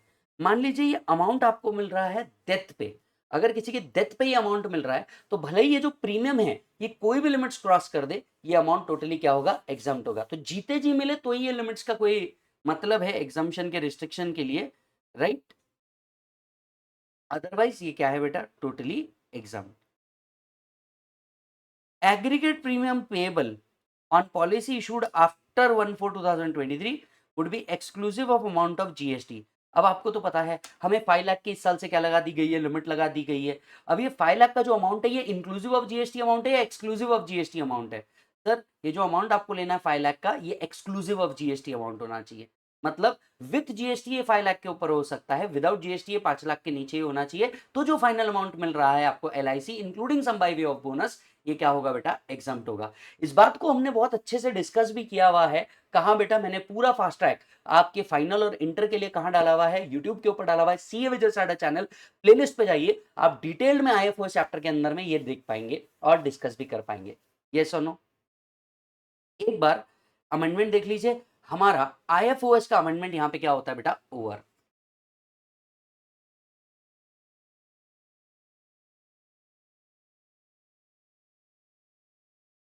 अब आ जाते हैं बेटा नेक्स्ट पॉइंट के ऊपर। नेक्स्ट है amendments with respect to capital gains. Capital gains में भी इस बार अच्छे खासे अमेंडमेंट आए हैं। सबसे पहले तो आपको बता दूं, आपका कॉस्ट इन्फ्लेशन इंडेक्स, यस, यहाँ पे हेडिंग जो है ये वापस सेम आ गई है। ये जो हेडिंग है ये होनी चाहिए CII, बराबर है? तो इतना सा छोटा सा चेंज कर लीजिए। कॉस्ट इन्फ्लेशन इंडेक्स इस साल के लिए कितना है सर, 348। जिन लोगों ने नवंबर 23 एग्जामिनेशन दिया होगा उन्होंने 3110 देखा होगा। आपके लिए that is May 24 and November 24 attempt के लिए CII आ चुका है 348। तो आपके कैपिटल गेन्स के जो CII होने चाहिए वो 348 के हिसाब से होने चाहिए। यस, नेक्स्ट आते हैं शॉर्ट टर्म कैपिटल एसेट की डेफिनेशन के अंदर में चेंज आया है, और ये चेंज आया है ये चेंज आया है because of the amendment in section 50AA। Section 50AA yes market linked debenture के लिए आया है। तो अगर कोई भी SSC market linked debenture transfer करता है तो इस पे जो नेचर ऑफ गेन है ये हमेशा क्या होना चाहिए, शॉर्ट टर्म होना चाहिए। तो सेक्शन 50AA भी एक अमेंडमेंट का ही पार्ट है और उसका ही एक इम्पैक्ट आपको शॉर्ट टर्म कैपिटल एसेट के अंदर में देखने को मिल रहा है। तो मार्केट लिंक डिवेंचर अगर या स्पेसिफाइड म्यूचुअल फंड कोई भी व्यक्ति ट्रांसफर कर रहा है तो इस पे जो आने वाला गेन है ये हमेशा क्या रहेगा बेटा, शॉर्ट टर्म रहेगा। ये हमेशा क्या रहेगा, short term. And redemption value received will be considered as full value of consideration. बस इतना सा अमेंडमेंट है। तो याद होगा तो डेप्रिसिएबल एसेट पे आने वाला गेन भी हमेशा क्या माना जाता है, शॉर्ट टर्म। ठीक उसी तरीके से market link debenture and units of specified mutual fund gain will always be treated as short term, right. और यही सेम वर्ड्स आपके 50AA नाम का एक सेक्शन लाया है उसके अंदर में भी दे दिया गया है। अच्छा, अब 50AA एक और आपसे बात करता है। 50AA बोलता है फुल वैल्यू ऑफ कंसिडरेशन क्या पकड़ा जाएगा इन case of these asset, redemption value. जो भी आपका रिडम्पशन वैल्यू होगा वही आपका फुल वैल्यू ऑफ कंसिडरेशन भी पकड़ा जाएगा। लीजिए सर, एक ही लाइन दो अलग अलग सेक्शन में बोली गई थी, दोनों एक साथ कंप्लीट होते हैं। तो 50AA बोलता है अगर कोई मार्केट लिंक्ड डिबेंचर है या फिर units of specified mutual fund है तो इसको ट्रांसफर करके जो गेन आएगा ये गेन हमेशा क्या रहेगा, short term. And full value of consideration क्या पकड़ा जाएगा sir, redemption value he full value of consideration पकड़ा जाएगा। यस। तो पहला कॉस्ट इन्फ्लेशन इंडेक्स इस साल के लिए 348 है। दूसरा मार्केट लिंक डिबेंचर या फिर units of specified mutual fund पे आने वाला गेन हमेशा क्या माना जाएगा, शॉर्ट टर्म। नेक्स्ट आता है सेक्शन 54। नेक्स्ट आता है सेक्शन 54। आपको जरा सा याद दिला दूं सेक्शन 54 क्या था। यस, अगर आपको हाउस प्रॉपर्टी अगर आपको कैपिटल गेन से एग्जम्पशन चाहिए, आप रेसिडेंशियल हाउस प्रॉपर्टी सेल करते हैं, बदले में रेसिडेंशियल हाउस प्रॉपर्टी एक्वायर करते हैं, amount invested capital gain which ever is lower का एग्जम्पशन मिलता है। कुछ याद आ रहा है, प्रॉपर्टी कब तक लेना था, 1 ईयर बिफोर और 2 years after the date of transfer. Construction के केस में 3 years from the date of transfer. याद आ रहा है आप लोगों को। बस यही बात यहां पे भी करी गई है कि आपको अब एक मॉनेटरी लिमिट भी दे दी गई है कि एग्जम्पशन कितना रहेगा। सर जनरली सेक्शन 54 में एग्जम्पशन होता है अमाउंट इन्वेस्टेड और capital gain which ever is lower, right. इस साल से एक मॉनेटरी लिमिट डाल दी गई है that should also not exceed 10 crore. तो सेक्शन 54 में एक लिमिट डाल दी गई है, monetary limit 10 crore. Similar amendment section 54F में भी हुआ है। 54F क्या था, आप कुछ भी बेचो लैंड एंड बिल्डिंग छोड़ करके और बदले में आपको क्या लेना है, रेसिडेंशियल हाउस प्रॉपर्टी। कितना एग्जम्पशन मिलता था, capital gain into amount invested divided by net consideration. याद आ रहा है आपको, capital gain into amount invested divided by net consideration आप लोग लेते थे। अब यहां पे भी the limit of exemption can not exceed 10 crore. तो आपका जो एग्जम्पशन लिमिट है under section 54 and under section 54F, अब यू नो ये कितना हो जाएगा, 10 करोड़। अब ये कितना हो जाएगा बोलो जल्दी से, 10 करोड़। ये 10 करोड़ के ऊपर नहीं जाएगा। ये जो 10 करोड़ है including the amount to be deposited in सी गैस है। तो आपका जो कैपिटल गेन अकाउंट स्कीम है उसका डिपॉजिट मिला करके मैक्सिमम कितना रहेगा बोलो जल्दी से, मैक्सिमम कितना रहेगा, 10 करोड़। तो चेक कर लीजिए, एग्जाम्पशन कितना है, अमाउंट इन्वेस्टेड और capital gain which ever is lower, और maximum amount of deduction in case of 54 shall be 10 crore including the deposit in सी गैस। सेम अमेंडमेंट 54F में भी आया है, maximum amount of exemption under 54F shall be 10 crore including सी गैस। और यहां आपके कैपिटल गेन के अमेंडमेंट्स भी क्या होते हैं, ओवर होते हैं। चेक कर लीजिए। चलिए नेक्स्ट अमेंडमेंट्स की ओर आते हैं और पीजीबीपी के अमेंडमेंट्स हम लोग अब देखना चालू करते हैं। अभी पीजीबीपी के अमेंडमेंट्स में सबसे पहला अमेंडमेंट आया है सेक्शन 28 के अंदर में। यस, एक बात आप याद रखें, अगर आपने मेरा रेगुलर क्लास लिया हुआ है या आपने फास्ट ट्रैक्स भी देखे हुए हैं, राइट, जो यूट्यूब के ऊपर हमने फ्री डाले हुए हैं, तो उनमें ये सारे अमेंडमेंट्स कवर्ड है। आपको इसको अलग से देखने की जरूरत नहीं पड़ने वाली है। यस और नो। बट फिर भी अगर आपको ऐसा लगता है कि आप लोगों ने सिर्फ अमेंडमेंट्स देखने चाहिए तो आप इन अमेंडमेंट्स को क्या कर सकते हैं, देख सकते हैं। यस, सबसे पहले हम बात करते हैं सेक्शन 28 चार्जिंग सेक्शन की। Yes, right. अच्छा, अब मैं ऐसा क्यों बोल रहा हूं, मैं इसका भी एक रीजन आपको बता देता हूं। यहां पे हम सिर्फ अमेंडमेंट डिस्कस करने वाले हैं। अब अमेंडमेंट से रिलेटेड जो क्वेश्चन है, अमेंडमेंट से रिलेटेड जो पॉइंट्स है, ये हमने डिटेल्ड में क्लास के अंदर में किया हुआ है, चाहे रेगुलर बैच बोलो चाहे ये फास्ट ट्रैक बैच बोलो। यस, और इसके अंदर में अभी जो स्टैट्यूटरी अपडेट्स है जो इंस्टीट्यूट ने लाए हैं, इंस्टीट्यूट के वेबसाइट पे है, वो सब मैंने इसके अंदर में इंक्लूड किया। तो लेट्स गो फॉर इट। सबसे पहले आता है सेक्शन 28 चार्जिंग सेक्शन। अब ये किस बारे में आपको बात करता है, वैसे मैं आपको बता दूं, any benefit perquisite arising from business और profession shall be treated as PGBP.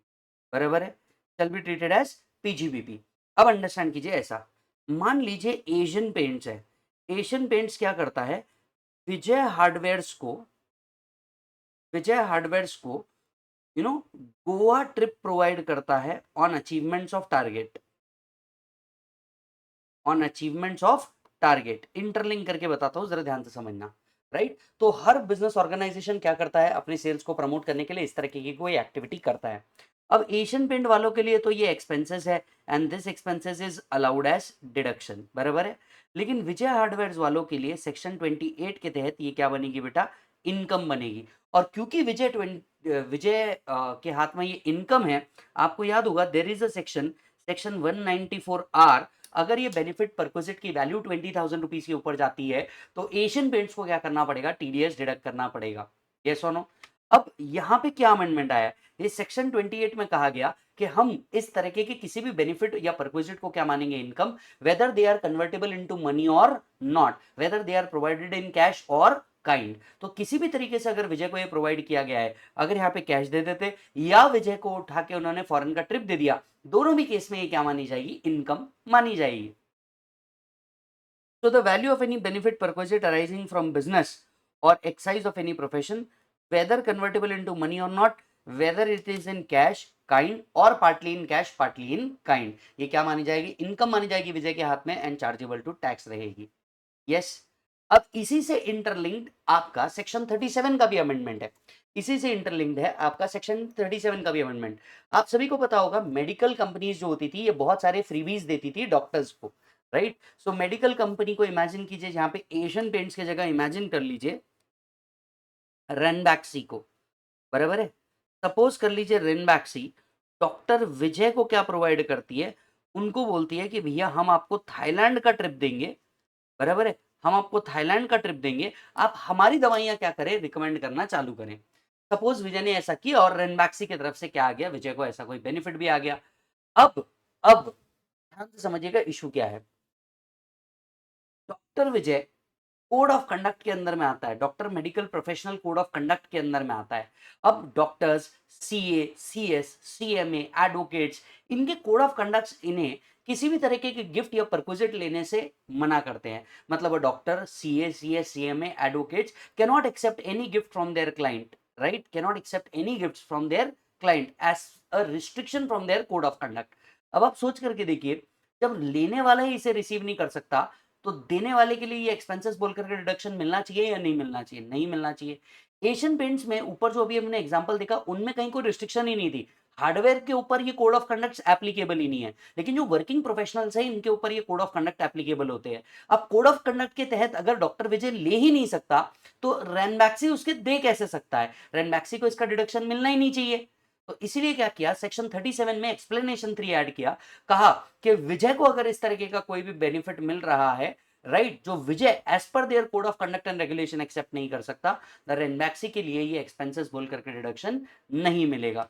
तो रेनबैक्सी के लिए ये जो एक्सपेंसेस है ये क्या हो जाएगा सर, डिसअलाउ हो जाएगा if Vijay can not accept as a code of conduct.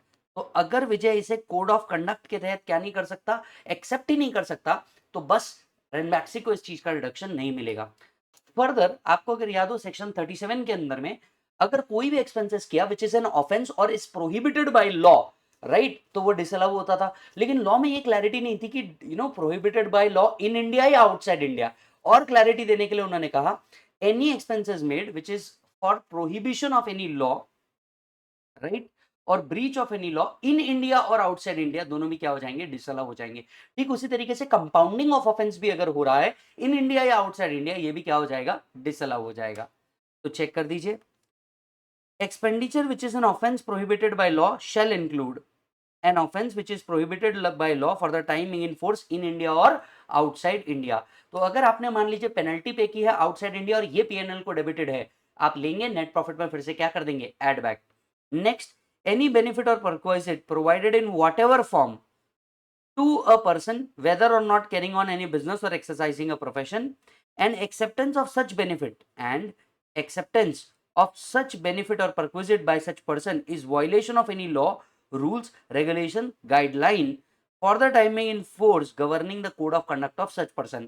अगर सामने वाला इसे as per the code of conduct ले ही नहीं सकता तो फिर सामने वाले को जो पे कर रहा है उसको ये डिडक्शन नहीं मिलेगा, राइट। सो मान लीजिए रनबैक से अपने प्रॉफिट एंड लॉस अकाउंट के अंदर में फ्रीबीज टू डॉक्टर लिख देती है, और doctor can not accept freebies, तो ऐसे केस में वो फ्रीबीज का जो भी अमाउंट है वो आपको नेट प्रॉफिट में क्या करना होगा, एड बैक करना होगा। Compounding of offence of any time in India और आउटसाइड इंडिया, अगर compounding of offence in India होता है या आउटसाइड इंडिया होता है, ये भी क्या हो जाएगा सर, डिसअलाउ हो जाएगा। यस, तो this was the amendment with related to section 37। Next आया है सेक्शन 35D। इंस्टीट्यूट ने जो अभी आपका स्टैट्यूटरी अपडेट्स है उसके अंदर में ये लेकर के आया है, यस लेकर के आया है। अब ये अमेंडमेंट क्या कहता है मैं आपको बता देता हूँ, राइट। पॉइंट नंबर पहला, प्रिलिमिनरी एक्सपेंडिचर का रिडक्शन सिर्फ रेसिडेंट एसएससी को मिलेगा। Section 35 provides amortisation of preliminary expenditure incurred by an Indian company और by any person other than company who is resident in India, establishment of business concern or expansion thereof। बराबर। दूसरी बात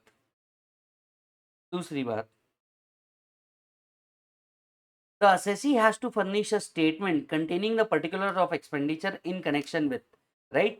अब देखिए preliminary expenditure में क्या क्या आता है, प्रिलिमिनरी एक्सपेंडिचर में आता है प्रोजेक्ट रिपोर्ट, मार्केट सर्वे, फिजिबिलिटी रिपोर्ट, इंजीनियरिंग सर्विसेज। अब क्या होता था, अब तक के सेक्शन 35D में हम लोग जब डिडक्शन क्लेम करते थे, हमें इसका कोई डिटेल इनकम टैक्स डिपार्टमेंट को देने की जरूरत नहीं होती थी। अगर हम लिख देते थे कि हाँ प्रोजेक्ट रिपोर्ट पे इतना खर्चा हुआ है, तो बस उसे क्या कर लिया जाता था, प्रिलिमिनरी एक्सपेंडिचर मान लिया जाता था। अब क्या किया गया है कि अब आपको बोला गया है कि अगर आप फिजिबिलिटी रिपोर्ट लेते हैं, मार्केट सर्वे लेते हैं, लीगल एक्सपेंसेस पे इंटर करते हैं, तो आपको इसकी डिटेल्स इनकम टैक्स डिपार्टमेंट को क्या करनी होगी, देनी होगी। बस अमेंडमेंट इतना सही है। पहला वाला तो खैर अमेंडमेंट ही नहीं है, ये सेक्शन हमेशा से सिर्फ रेसिडेंट के लिए ही था। दूसरा वाला अमेंडमेंट है, अब आप जो भी खर्चा कर रहे हैं प्रिलिमिनरी एक्सपेंडिचर के ऊपर, इसका पूरा डिटेल आपको क्या करना है, इनकम टैक्स डिपार्टमेंट को सबमिट करना है। तो आपको क्या करना है, पर्टिकुलर सबमिट करने हैं। क्या सबमिट करने हैं, particulars of all the expenditure submit करने हैं, जो फिजिबिलिटी रिपोर्ट पे आया है, प्रोजेक्ट रिपोर्ट पे आया है, मार्केट सर्वे पे आया है, इंजीनियरिंग सर्विस पे आया है, ये सारा आपको क्या करना है, इनकम टैक्स डिपार्टमेंट को एक स्टेटमेंट बना के देना है। Eligible, yes, eligible for amortization of preliminary expenditure to prescribe income tax authority in the prescribed form and manner. Accordingly, CBDT has inserted rule 6A(b) to prescribe a statement containing particulars of the above expenditure is required to be furnished 1 month prior to the date of furnishing ROI। और ये सारी detail भी आपको 1 month prior to the date of furnishing ROI क्या करनी है, submit करनी है। यस, तो चेक कर लीजिए क्या किया है, सिर्फ प्रिलिमिनरी एक्सपेंडिचर आप जो इनकर कर रहे हैं इसका आपको एक स्टेटमेंट पूरा का पूरा इनकम टैक्स डिपार्टमेंट को देना होगा। डन है बेटा। नेक्स्ट पॉइंट पे आते हैं, सेक्शन 43B से रिलेटेड अमेंडमेंट। अब ये सेक्शन 43B से रिलेटेड अमेंडमेंट क्या है, ये एमएसएमई से रिलेटेड अमेंडमेंट है, और मुझे ऐसा लगता है कि आपको ये जरूर पूछा जाएगा, आपको ये जरूर पूछा जाएगा। यस, अब ये क्या है जरा ध्यान से देखिएगा। ये कहता है सेक्शन 43B क्या कहता है, सेक्शन 43B कहता है कि अगर certain payments are made before the due date of filing ROI, तो आपको क्या मिलेगा, डिडक्शन मिलेगा। तो अगर कुछ पेमेंट्स की एनलिस्ट देता है वो कि अगर आप क्या कर देते हैं, कुछ payments before due date of filing ROI कर देते हैं, तो आपको डिडक्शन मिलेगा, नहीं तो आपको डिडक्शन नहीं मिलेगा। इसी लिस्ट में इस साल एक और ऐड किया गया है, any sum payable to MSME. अब क्या किया गया है, एमएसएमई जल्दी से कैश रिच हो जाए, इनके लिए आपको क्या किया गया है, बोला गया है कि अगर आप एमएसएमई को प्रिस्क्राइब डेट से पहले पेमेंट कर देते हैं तो ही डिडक्शन मिलेगा, नहीं तो आपको डिडक्शन नहीं मिलेगा। तो ईयर एंड के बाद भले ही आप उनको प्रिस्क्राइब टाइम के अंदर में पे कर दें तो डिडक्शन मिलेगा, नहीं तो नहीं मिलेगा। Yes, right.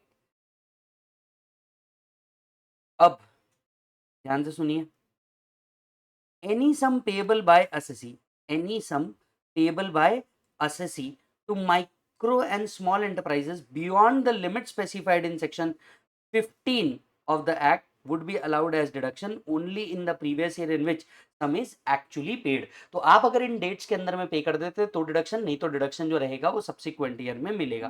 जो डिडक्शन रहेगा वो कब मिलेगा? सब्सिक्वेंट ईयर में मिलेगा। अब अगर आप ध्यान से देखेंगे सेक्शन 15 ने कौन सी लिमिट दी हुई है, सेक्शन 15 क्या बोलता है वो भी देख लेते हैं। सबसे पहले अगर आप देखेंगे एमएसएमई का जो डेफिनेशन है वो यहाँ पे दिया हुआ है। मुझे नहीं लगता आपको डेफिनेशन को याद करना चाहिए, पर एमएसएमई का डेफिनेशन आपको दिया हुआ है, आप ये देख सकते हैं। सेक्शन 15 ऑफ एमएसएमई एक्ट कहता है if there is a written agreement, बराबर है, payment has to be made within the date written in the agreement but the overall number of days can not exceed 45 days. तो अगर मान लीजिए आप 31 मार्च को प्रोविजन कर देते हैं, अग्रीमेंट में लिखा है 15 दिन में पेमेंट करेंगे, आप अगर 15 अप्रैल तक के पे कर देते हैं it will be allowed as deduction, otherwise it will be allowed in the subsequent year, बराबर है। बट ये जो ओवरऑल नंबर ऑफ डेज है ये भी कितने से ऊपर नहीं हो सकता, ये भी 45 डेज के ऊपर नहीं हो सकता। मान लो अगर कोई रिटर्न एग्रीमेंट है ही नहीं तो you have to make within 15 days of the date of invoice. तो इनवॉइस के 15 दिन के अंदर में आपको क्या करना है, एमएसएमई को पे करना है in order to get the deduction. मान लीजिए इनवॉइस ही आ जाता है 31 मार्च का, तो आपको 15 अप्रैल से पहले या फॉर दैट मैटर 14 अप्रैल से पहले आपको क्या कर देना है, पे कर देना है, राइट, तो ही आपको डिडक्शन मिलेगा। अदरवाइज अगर मान लीजिए आप 16 अप्रैल को पेमेंट करते हैं तो डिडक्शन जो रहेगा वो सब्सिक्वेंट ईयर में मिलेगा। डिडक्शन जो रहेगा वो कब मिलेगा, सब्सिक्वेंट ईयर में। मुझे लगता है ये एक अमेंडमेंट जो है ये आपको कंफर्म एग्जाम में पूछा जा सकता है। Read it once again.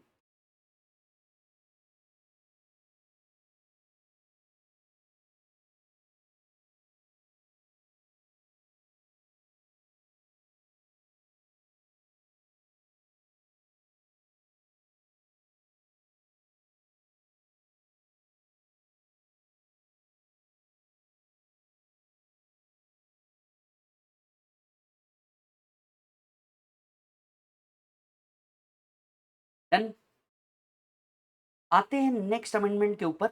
Next amendment is with respect to 44 AD.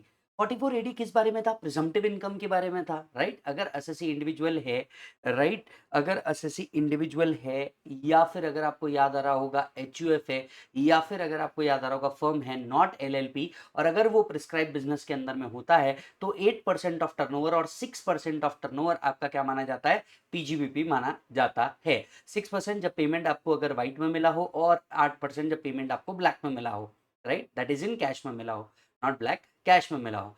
अब क्या होता है जरा बात समझिएगा सर, आप इस सेक्शन को तभी ऑप्ट कर सकते थे when turnover does not exceed 2 crore, याद आ रहा है।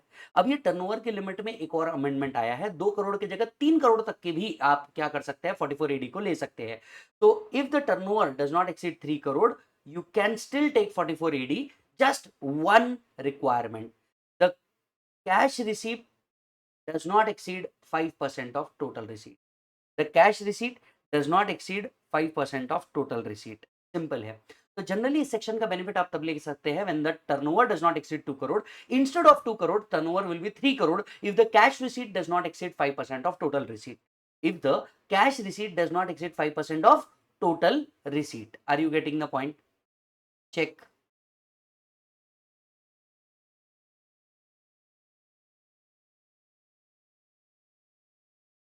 So, any business whose turnover does not exceed 2 crore, बराबर है, any business other than the business referred to in 44E whose turnover gross receipt is not exceeding 3 crore if the cash receipt is less than 5% of total turnover.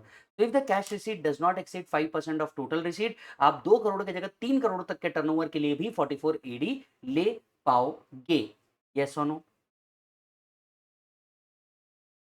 Further एक और amendment दिया गया है, the receipt of amount, right, by a check drawn on a bank or by way of bank draw which is not account pay would be deemed to be received in cash. तो अगर मान लीजिए आप check ही दे रहे हैं पर ये account पे चेक नहीं है तो ऐसे केस में इसे एज गुड एज क्या माना जाएगा, कैश। तो बियरर जो पेमेंट रिसीव हो रहा है, बियरर चेक से जो पेमेंट रिसीव हो रहा है वो कैश ही पेमेंट माना जाएगा for the purpose of section 44 AD. ये था सेकेंड अमेंडमेंट। थर्ड अमेंडमेंट क्या है, यस,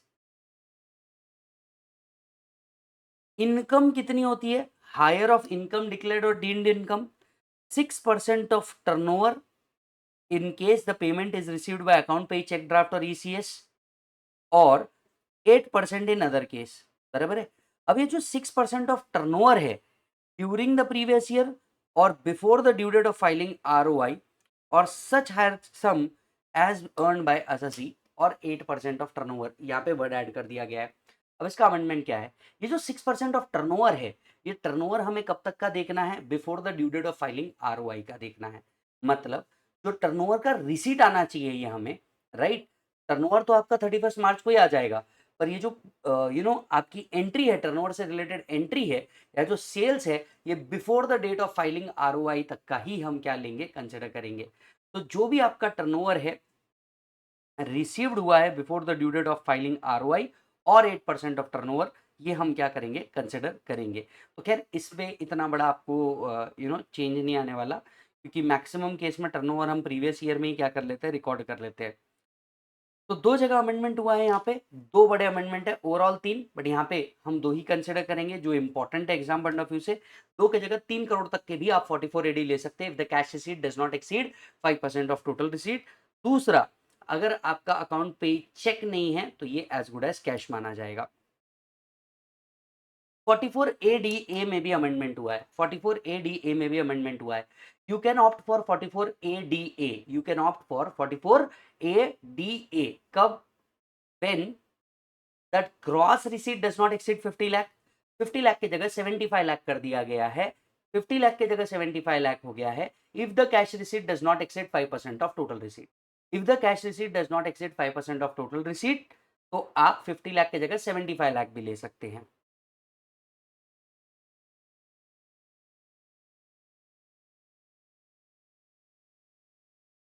फर्दर सेकेंड अमेंडमेंट यहाँ पे भी कॉमन, बियरर चेक से जो पेमेंट रिसीव्ड होगा वो भी क्या माना जाएगा? As good as cash. तो ये थे आपके पीजीबीपी से रिलेटेड अमेंडमेंट, ये थे आपके पीजीबीपी से रिलेटेड अमेंडमेंट। और यहाँ पे हमने क्या कंसिडर कर लिया है? वो अमेंडमेंट भी कंसिडर कर लिए हैं जो आपके स्टैट्यूटरी अपडेट्स के थ्रू आए हैं। नेक्स्ट अमेंडमेंट आता है सर आपका डिडक्शन से रिलेटेड। अब अगर पूरे डिडक्शन में देखा जाए तो एक ही सेक्शन है जो अमेंड होकर के आया है, दैट इज सेक्शन 80CEH। ये बात करता है contribution in Agniveer Agnipath scheme. Check कीजिएगा, where an individual is enrolled in the scheme Agnipath scheme or Agniveer Corpus Fund on or after 1st November 2022 has paid or deposited any amount, it shall be allowed deduction 100% of the amount so paid or deposited.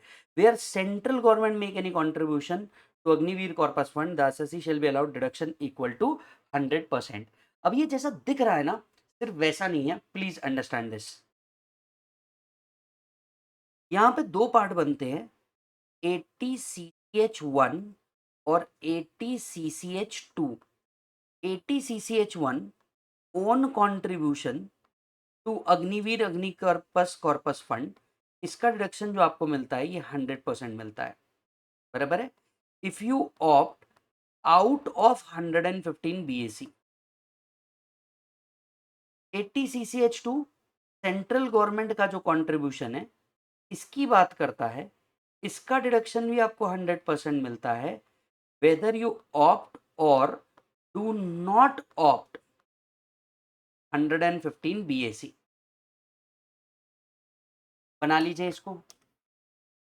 तो 80CCH2 का benefit आपको मिल जाएगा whether you opt और do not opt for 115 BAC। तो मुझे लगता है आपको ये जो है ना पूछा जा सकता है, own contribution to Agnipath Agniveer scheme, right, allowed as deduction to the extent of 100%।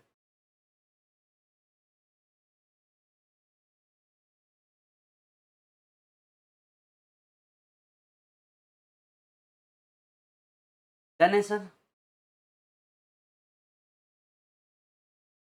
अब आते हैं नेक्स्ट, एग्जम्पशन से रिलेटेड अमेंडमेंट। एग्जम्पशन की सीरीज में भी एक ही अमेंडमेंट है, वो है 10AA से रिलेटेड। 10AA का डिडक्शन आपको तभी मिलेगा when the return is furnished on the due date. Yes, अगर आप रिटर्न ड्यू डेट पे फर्निश करते हैं तो 10 एसईजेड का एग्जम्पशन मिलेगा, नहीं तो नहीं मिलेगा। याद दिला दूं एसईजेड का एग्जम्पशन क्या था, पहले 5 साल 100% ऑफ द कंप्यूटेड प्रॉफिट का रिडक्शन, नेक्स्ट 5 साल 50% ऑफ द कंप्यूटेड प्रॉफिट का रिडक्शन, उसके बाद नेक्स्ट 5 साल अगर आप री इन्वेस्टमेंट रिजर्व बनाते हैं तो 50% प्रॉफिट का डिडक्शन। लेकिन ये डिडक्शन आपको तभी, सॉरी, ये एग्जम्पशन आपको तभी मिलेंगे जब आप रिटर्न क्या भर दे, टाइम पे भर दे। Yes.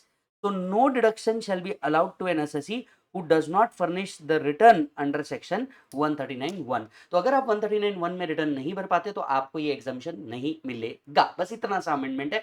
बाकी अमेंडमेंट में कोई बाकी एग्जामेशन में कोई चेंज नहीं है। सिर्फ ये बोला है कि रिटर्न टाइम पे भरा तो ही 10 का अमेंडमेंट मिलेगा, नहीं तो नहीं मिलेगा। तो ये थे आपके डिडक्शन एंड एग्जामेशन से related amendment. Yes sir. Next आता है टीडीएस का अमेंडमेंट।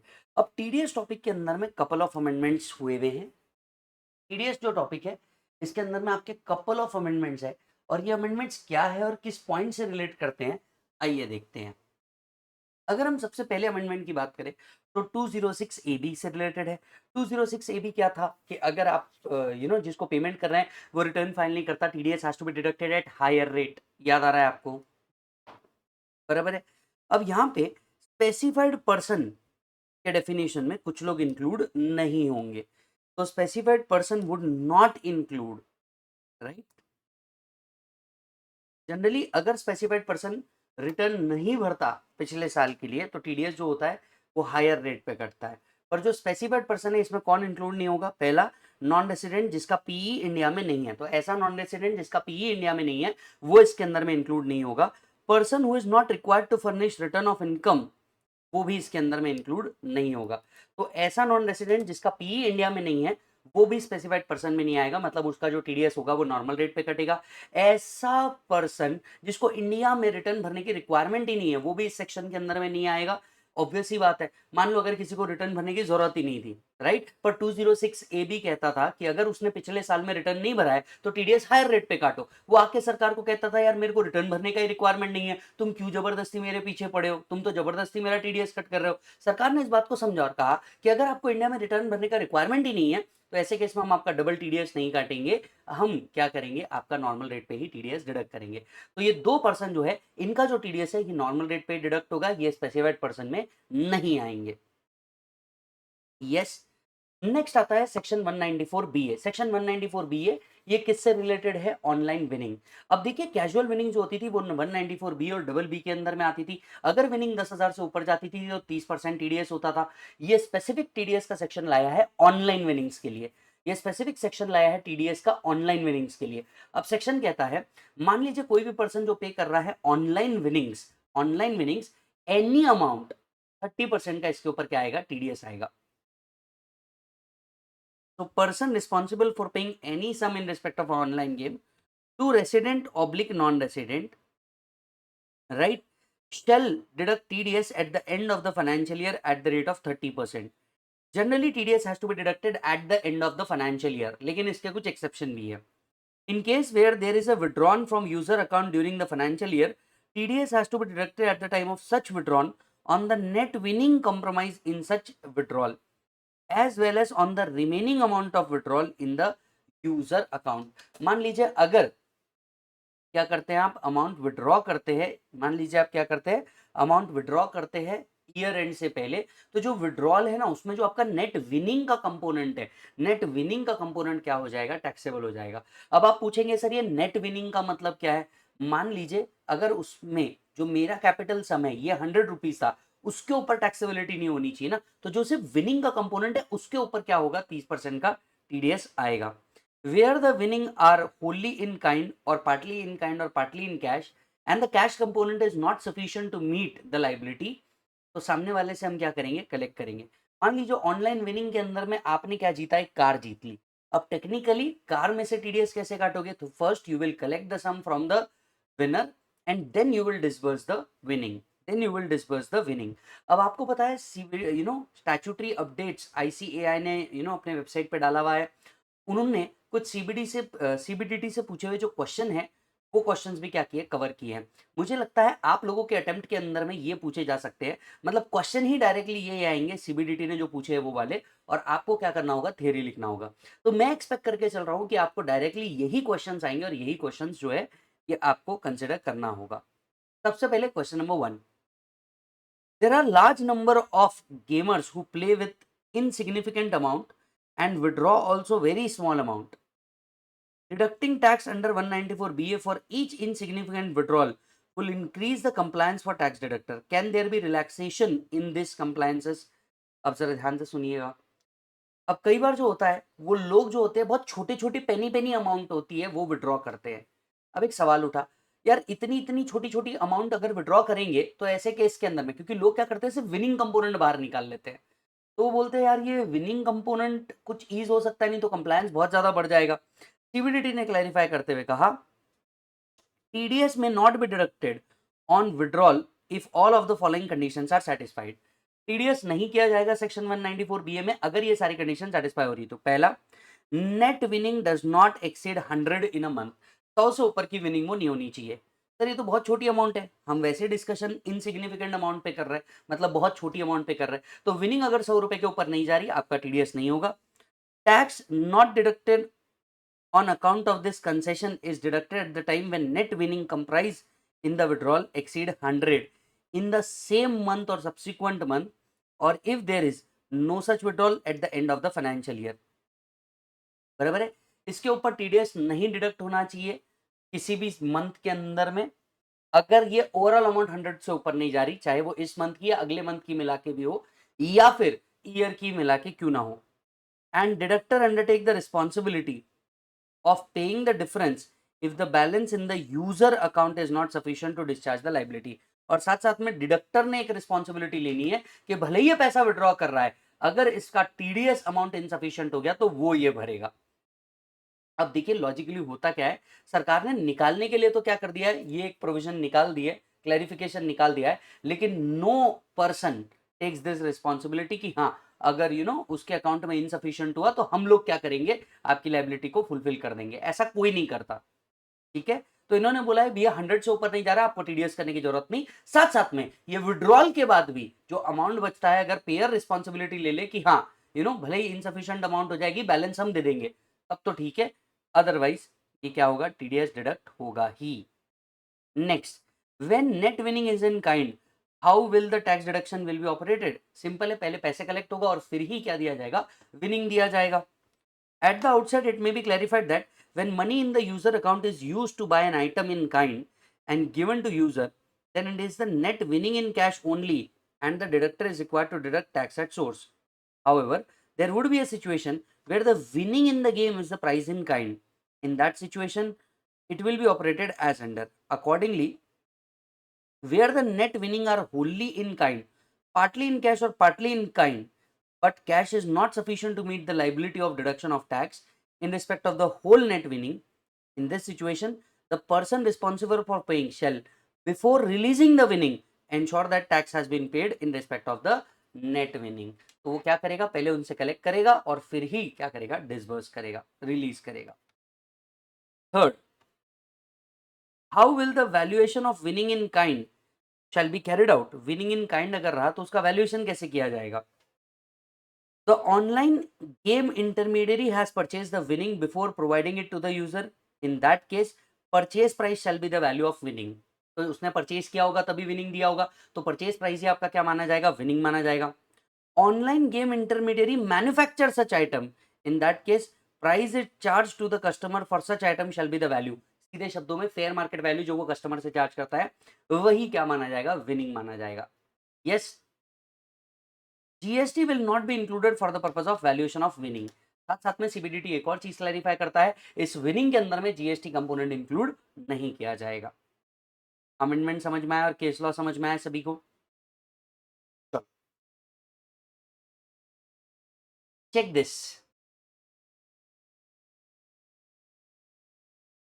आप लोगों ने पीएम के मुंह से कभी ना कभी तो जरूर सुना होगा महिला सम्मान सेविंग सर्टिफिकेट या महिला सम्मान स्कीम। 2 साल के लिए आई हुई स्कीम है 1 अप्रैल 2023 से लेके 31 मार्च 2025 तक के स्कीम चलेगा, जो मैक्सिमम डिपॉजिट फैसिलिटी अवेल करती है 2 लाख रुपए तक के, और उसके ऊपर जो इंटरेस्ट है ये आपको कंपाउंड होगा क्वार्टरली 7.5% पर एनम के हिसाब से। अब पोस्ट ऑफिस के अंदर में जाकर के ये महिला सम्मान स्कीम को ओपन कर सकते हैं, और महिला सम्मान स्कीम के ऊपर आपको जो इंटरेस्ट मिल रहा है ये क्वार्टरली इंटरेस्ट मिल रहा है। पर क्या इस इंटरेस्ट के ऊपर टीडीएस होगा? अमेंडमेंट आया है सेक्शन 194 ए के अंदर में कि जो इंटरेस्ट पोस्ट ऑफिस दे रहा है महिला सम्मान स्कीम के ऊपर, इस पे टीडीएस नहीं होगा। तो no tax under 194A would be deductible by post office on interest paid or credited under this scheme since the amount of interest would not exceed 40,000, since the amount of interest would not exceed 40,000। तो महिला सम्मान scheme के ऊपर जो interest आ रहा है, interest आपको क्या नहीं देगा सर? रिडक्शन नहीं देगा। सॉरी, इंटरेस्ट के ऊपर आपको टीडीएस नहीं करना है, बराबर। फिर आता है section 194N, withdrawal in cash. आपको याद होगा कि अगर कैश विड्रॉल आपका लिमिट से ऊपर जाता है, दैट इज 2 करोड़ के ऊपर जाता है, तो आपको क्या करना है? टीडीएस करना है। No sorry, I just change my words. अगर आपका विड्रॉल 20 लाख रुपीस के ऊपर जाता है, अगर रिटर्न नहीं भरा, या 1 करोड़ के ऊपर जाता है, तो 2% इज द टीडीएस, बराबर है। लेकिन अगर रिसिपिएंट कोऑपरेटिव सोसाइटी है, तो ऐसे केस में लिमिट है 3 crore rupees. Yes, if the recipient is cooperative society, TDS तभी होगा when sum exceeds rupees 3 crore, when sum exceeds rupees 3 crore. तो कोऑपरेटिव सोसाइटी के लिए 194N का जो लिमिट है उसको कितना कर दिया गया है? 3 करोड़ कर दिया गया है, बराबर है। नेक्स्ट आता है बेटा सेक्शन 192A। ये जो अमेंडमेंट आया है ये सैलरी से कनेक्ट करता है। यस, सैलरी से कनेक्ट करता है। आरपीएफ का जो फाइनल अमाउंट होता है वो एग्जाम्प्ट होता है। आरपीएफ का जो फाइनल अमाउंट होता है वो एग्जाम्प्ट होता है। तो उन्होंने कहा इस पे टीडीएस भी नहीं लगेगा। Exemption from TDS if employ opt to transfer the accumulated balance to the new employer और it is received due to ill health और कॉन्ट्रैक्शन और discontinuance business of employment etcetera. देखिए, आरपीएफ का जो फाइनल अमाउंट होता है ना वो एग्जाम्प्ट होता है अगर आप कंटिन्यूस 5 साल तक के जॉब कर ले तो, या 5 साल से पहले आप 3 रीजन की वजह से छोड़ते हैं तो भी वो एग्जाम्प्ट होता है। पहला, अगर आप न्यू एम्प्लॉयर के पास शिफ्ट हुए, आपने न्यू एनपीएस अकाउंट ओपन कर लिया। दूसरा, आपकी इल हेल्थ के कारण छोड़ा आपने। तीसरा, आपने क्या किया? एम्प्लॉयर का बिजनेस ही बंद हो गया था। तो जो फाइनल अमाउंट होता है वो एग्जाम्प्ट होता है। सिंस फाइनल अमाउंट एग्जाम्प्ट है, इस पे टीडीएस होना चाहिए क्या? नहीं। तो उन्होंने कहा अगर आप न्यू एम्प्लॉयर के पास शिफ्ट हो जाते हैं तो भी आपका क्या नहीं होगा बेटा? टीडीएस नहीं होगा। दूसरा, अगर इल हेल्थ के कारण आप छोड़ते हैं और उस टाइम पे आपको आरपीएफ का अमाउंट मिल रहा है तो भी एग्जाम्प्ट होगा। सामने वाले एम्प्लॉयर का बिजनेस ही बंद हो गया तो भी क्या होगा सर? आपको जो अमाउंट मिल रहा है आरपीएफ का वो एग्जाम्प्ट होगा। सिंस अमाउंट इज एग्जाम्प्ट तो इसके ऊपर क्या नहीं करना है सर? टीडीएस नहीं करना है। नेक्स्ट सेक्शन के ऊपर आते हैं सर, टीसीएस की बात कर लेते हैं। बड़े चेंजेस 206C1G के अंदर में बड़े चेंजेस आए हैं, और ये डेट के ऊपर अब आपका पूरा खेल डिपेंड करेगा। किस डेट को दिया उस हिसाब से आपको क्या करना होगा? टीडीएस डिडक्ट करना होगा। मैं चाहता हूं पहले आप इस टेबल को रीड कर लें और उसके बाद ही क्या करें, इस अमेंडमेंट लेक्चर को आगे बढ़ाएं। एक बार पहले रीड कर लो।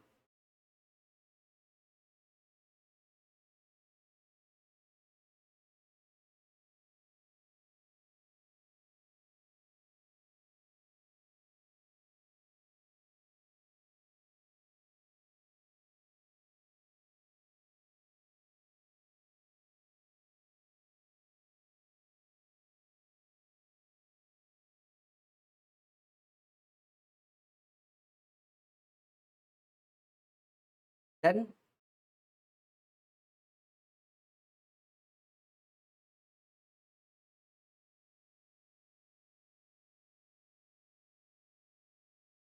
चलिए, अब आपको पता था, यू नो 206C1G दो तरीके की बातें करता था। एक रेमिटेंस इन फॉरेन कंट्री की बात करता है, और दूसरा ओवरसीज टूर प्रोग्राम की बात करता है। सबसे पहले मैं बात कर लेता हूं ओवरसीज टूर प्रोग्राम की।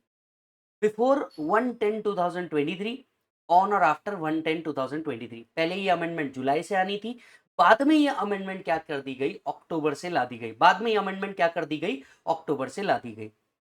अंडरस्टैंड करते हैं ओवरसीज टूर प्रोग्राम। जब भी आप किसी फॉरेन टूर प्रोग्रामर्स के पास जाते हैं, जैसे वीना वर्ल्ड जो आपको एक फॉरेन टूर पैकेज प्रोवाइड करते हैं, राइट? अगर आपने ये पैकेज 1/10/2023 से पहले लिया था, तो वो आपको जो भी पैकेज देते थे उसके साथ साथ 5% टीसीएस कलेक्ट करते थे। वो क्या करते थे? 5% टीसीएस कलेक्ट करते थे। 1/10/2023 से इसके अंदर में अमेंडमेंट आया है, टीसीएस 5% लगेगा अप टू 7 लाख रुपीज, और 7 के ऊपर जो रहेगा उसके ऊपर लगेगा बेटा 20%। यस। तो पहले क्या होता था, आपने कितने का भी टूर पैकेज लिया, 5% वॉज अ नॉर्मल रेट। अब क्या कर दिया गया है, उन्होंने कहा कि भैया हम 5% लेंगे अप टू 7 लाख रुपीज, और 7 लाख के ऊपर का जितना भी अमाउंट है हम इसके ऊपर क्या लेंगे बेटा? 20%। हम इसके ऊपर क्या लेंगे बेटा? 20%। Is that done? फिर आता है remittance. Remittance is for the purpose of education और मेडिकल ट्रीटमेंट। अगर आपका ये जो रेमिटेंस है ये एजुकेशन या मेडिकल ट्रीटमेंट के लिए है, तो up to 7 lakh there is no TCS. Up to 7 lakh there is no TCS. And beyond जो अमाउंट है 7 लाख के एक्सेस में जो अमाउंट है, इसके ऊपर 5% टीसीएस आता था। इसके ऊपर क्या आता था बेटा? 5% टीसीएस आता था। अब ये प्रोविजन एज इट इज रखी गई है। तो आप अगर रेमिट कर रहे हैं किसके लिए बेटा? एजुकेशन या मेडिकल ट्रीटमेंट के लिए कर रहे हैं, up to 7 lakh there will be no TCS. 7 lakh के बियॉन्ड जो है, 7 लाख के बियॉन्ड जो है, राइट, आपको 5% का टीसीएस आएगा। तो लेट से आप 10 लाख रुपए क्या कर रहे हैं? रेमिट कर रहे हैं। 3 लाख के ऊपर 5% का टीसीएस क्या किया जाएगा? कलेक्ट किया जाएगा। अब यही रेमिटेंस जो है ये आपने लोन लेके किया है। मान लो आपने एजुकेशन लोन लिया, एजुकेशन लोन लेकर के आप क्या कर रहे हैं? अमाउंट रेमिट कर रहे हैं up to 7 lakh no TCS, beyond 7 lakh कितना बेटा? 0.5%। 0.5%। यस। अच्छा जी, मान लीजिए आप रेमिटेंस कर रहे हैं for any purpose other than mention in 1 और 2। मान लो अब आप एजुकेशन या मेडिकल ट्रीटमेंट के लिए नहीं कर रहे, आप लोन लेके एजुकेशनल पर्पस के लिए नहीं कर रहे, आप किसी भी अदर पर्पस के लिए रेमिटेंस कर रहे हैं, आप किसी भी अदर पर्पस के लिए रेमिटेंस कर रहे हैं, up to 1 October no TCS up to an amount of 7 lakh, and 5% if the amount exceed 7 lakh. तो अदर पर्पस के लिए रेमिटेंस हो रहा है, फॉर एग्जांपल लैंड एक्वायर करना है फॉरेन में, उसके लिए रेमिटेंस हो रहा है, 7 लाख तक के कोई टीसीएस नहीं, 7 लाख के ऊपर के अमाउंट पे 5% टीसीएस होता था up to 1/10/2023। With effect from 1/10/2023 up to 7 lakh there will be no TCS, beyond 7 lakh TCS will be at the rate of 20%। तो जो टीसीएस का रेट था अदर पर्पस के लिए, उसको 5% की जगह कितना कर दिया गया है? 20% कर दिया गया है। चेक करिए, डन है बेटा? अब अगर आप देखेंगे ये जो 7 लाख का लिमिट था ये था under the liberal remittance scheme of RBI, बराबर। अब इससे रिलेटेड सीबीडीटी ने कुछ फर्दर गाइडलाइंस इशू की है, और मुझे लगता है कि अगेन ये जो क्वेश्चन आंसर है इसी के ऊपर आपको फर्दर क्वेश्चंस आ सकते हैं, तो इसको एक बार अच्छे से देखिएगा। पहला, whether the payment through credit card will be counted as LRS. ये जो लिबरल रेमिटेंस स्कीम है, अगर मान लीजिए आप इसमें क्रेडिट कार्ड के थ्रू पेमेंट करते हैं इंटरनेशनली, तो क्या वो काउंट होगा? Answer is no. No TCS shall be applicable on expenditure through international credit card while being overseas till the further order. Second question, whether the threshold limit of 7 lakh for TCS to become applicable on LRS applies separately for various purpose like education, health, treatment and other. For example, if 7 lakh under the LRS is made in a financial year for education purpose, and other remittance in the same financial year 7 lakh is made for medical treatment and 7 lakh for other purpose, whether exemption of 7 lakh shall be given for each of three separately. It is clarified that the threshold limit of 7 lakh is a combined threshold limit for the applicability of TCS on LRS irrespective of the purpose of remittance. Thus, in the given example, up to 7 lakh remittance under the LRS during the financial year shall not be liable to TCS. However, subsequent 14 lakh LRS shall be liable for TCS in accordance with the rate applicable to it. तो ये जो 7 लाख का limit है ये कैसा limit है बेटा? Overall limit है, चाहे आप एजुकेशन के लिए दो, मेडिकल के लिए दो या अदर पर्पस के लिए दो। Up to 7 lakh there will be no TCS, beyond 7 lakh there will be TCS. Yes. TCS rate would be applicable as under, तो ये वापस से टीसीएस के रेट उन्होंने एक्सप्लेन किए हुए हैं। Question number 3, since there are different TCS rate on LRS for the first 6 month and the next 6 month of the financial year, whether the threshold of 7 lakh for TCS to become applicable applies separately for each 6 month। अब देखिए साल भर में overall तीनों category मिला के आपको 7 लाख तक के नो टीसीएस है। तो ये जो 7 लाख है वो पहले 6 month that is April to October अलग, और बाद में 6 मंथ अक्टूबर टू मार्च अलग, इस तरह से करना है, या साल भर में ओवरऑल 7 लाख काउंट करना है। मतलब 7 लाख हम अप्रैल से काउंट करेंगे या हर पीरियड के लिए अलग करेंगे? No, threshold limit of 7 lakh for TCS to become applicable applies to the full financial year। बराबर है? If threshold has already exhausted, all subsequent LRS, whether in the first half or in the second half, would be liable to TCS। would be liable to TCS। फिर आता है fourth question, whether the threshold of 7 lakh for TCS to become applicable on LRS applies separately for each remittent through different authorized dealer। अब ये जो 7 लाख रुपए है ये एक ही ऑथराइज डीलर से होना चाहिए या अलग अलग ऑथराइज डीलर के 7-7 लाख अलग अलग है? It is clarified that the threshold of 7 lakh is a qua remitter and not qua authorise dealer. Since the facility to provide real-time update remittance is still under the development by the RBI, it is clarified that details of the earlier remittance under the LRS by remitter during the financial year may be taken by authorized dealer through an undertaking at the time of remittance। अभी देखिए कोई real time basis तो है नहीं, RBI ने अब तक ये मैकेनिज्म नहीं बनाया है कि रियल टाइम पे आपको पता चल जाए कि किसी और के पास आप 7 लाख करके आए हैं या नहीं करके आए हैं। इसीलिए हर ऑथराइज डीलर को बोला है कि आप क्या करें, एक डिक्लेरेशन ले, और डिक्लेरेशन में सामने वाले से क्या करे, लिखा के ले कि इसके पहले आपने कोई फॉरेन रेमिटेंस किया है या नहीं किया है, और इस डिक्लेरेशन के बेसिस पे वो लोग क्या कर सकते हैं, accordingly TDS deduct accordingly TCS collect भी कर सकते हैं या नहीं भी कलेक्ट कर सकते। If the authorized dealer correctly collects the tax at source on the basis of information given in this undertaking, he will not be treated as assessee in default। However, any false information in the undertaking, appropriate action may be taken against the remitter under the act। फिर fifth question आता है, there is a threshold of 7 lakh for remittance under the LRS for TCS to become applicable, while there is another threshold limit 7 lakh for the overseas tour program where reduced rate is applicable। Whether these two apply independently।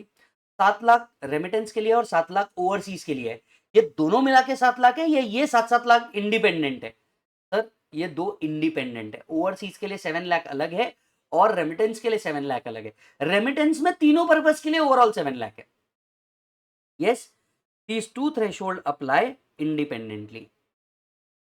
Sixth question, a resident individual spent 3 lakh for purchase of overseas tour program from a foreign tour operator and remit money which is classified under LRS। There is no other remittance under the LRS or purchase of overseas tour program during the financial year। Whether TCS is applicable? देखिए, in case purchase of overseas tour program which is classified as LRS, TCS provision for purchase of overseas tour program shall apply and not the TCS provision for remittance। Since the purchase of overseas tour program 7 lakh does not apply, TCS is applicable and tax is required to be collected by seller। In this case, the tax is required to be collected at the rate of 5% since the amount spent on the purchase of overseas tour program during the financial year is less than 7 lakh। The TCS should be made by the seller। Question number 7. There are different rates for remittance under LRS for medical treatment and education purpose and other purpose। What is the scope of remittance under the LRS for medical/educational purpose? Sir, remittance for purchase of ticket of a person to be treated medically overseas and for his attendant for commuting between India and overseas, his medical expenses and other day-to-day expenses। Yes, तो sir understand कीजिएगा, ये जो medical treatment है इसमें जो आपका travelling cost है ये भी क्या किया जाएगा, इंक्लूड किया जाएगा। तो मेडिकल ट्रीटमेंट शैल इंक्लूड, बराबर है। Remittance for purchase of ticket, purchase of ticket के लिए भी जो कॉस्ट है वो भी इसके अंदर में क्या की जाएगी, इंक्लूड की जाएगी। अगर एजुकेशनल रेमिटेंस है तो remittance for purchase of ticket, tuition and other fees to be paid and other day to day expenses required for undertaking study, ये ओवरऑल इंक्लूड किया जाएगा। मतलब देखिए, नहीं तो लोग क्या कर सकते थे, टैक्स की चोरी कर सकते थे। वो क्या करते थे, रेमिटेंस के लिए 7 लाख दिखाते थे, टिकट के लिए अलग से दिखाते थे, वहां पे रहने के डे टू डे एक्सपेंसेस के लिए अलग दिखाते थे, वहां के ट्यूशन फीस के लिए अलग दिखाते थे। सरकार ने बोल दिया बेटा तुम वहां जा रहे हो उसका भी इंक्लूडेड हो गया LRS, दैट इज 7 लाख के अंदर में। वहां पे ट्यूशन ले रहे हो उसका भी इंक्लूड हो गया, वहां पे डे टू डे एक्सपेंसेस कर रहे हो इसका भी इंक्लूड हो गया। ये 7 लाख में सब कुछ इंक्लूडेड है। जहां 7 लाख के ऊपर गया आप TCS भर लो और फिर जितना लेके जाना है उतना लेके जाओ। Question number 8, whether purchase of international travel ticket or hotel accommodation on a standalone basis is purchase of a overseas tour program। अगर मान लीजिए हम किसी टूर पैकेज वाले के पास नहीं जाते और हम अपने ही खुद से होकर के वहां पे टिकट और बाकी चीजें बुक करते हैं, तब भी क्या हमें TCS देना होगा। Purchase of only international tickets or only hotel accommodation by itself is not covered within the definition of an overseas tour program, तो वो इसके अंदर में क्लासिफाई नहीं होगा। अगर आपको ओवरसीज टूर प्रोग्राम में क्लासिफाई करना है, आपको एटलीस्ट इनमें से 2 चीजें होनी चाहिए। पहला, इंटरनेशनल ट्रैवल होना चाहिए, दूसरा होटल अकोमोडेशन होना चाहिए, तीसरा any other expenditure of similar nature होना चाहिए। अगर इनमें से एटलीस्ट 2 भी होती है तो ही हम मानेंगे कि ये ओवरसीज टूर प्रोग्राम है। अगर आप सिर्फ टिकट लेते हो, सिर्फ होटल अकोमोडेशन लेते हो, तो ये ओवरसीज टूर प्रोग्राम नहीं मानी जाएंगी। Yes sir. यहां आपका TDS के अमेंडमेंट्स भी क्या होते हैं सर, ओवर होते हैं।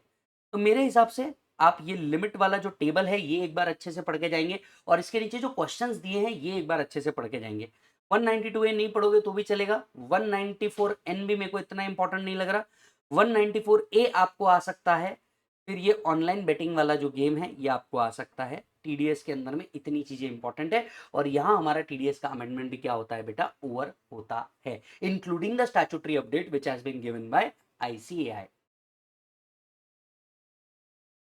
नेक्स्ट अमेंडमेंट आते हैं बेटा ROI से। अब ROI एक छोटा सा टॉपिक है और ROI के जो अमेंडमेंट्स है ये बड़े छोटे से है। पहला अमेंडमेंट पैन से रिलेटेड है और दूसरा अमेंडमेंट जो है ये पैन अगर इनऑपरेटिव हो जाए तो क्या होगा उससे रिलेटेड है। यस, तो प्लीज जरा फोकस कीजिएगा। सबसे पहली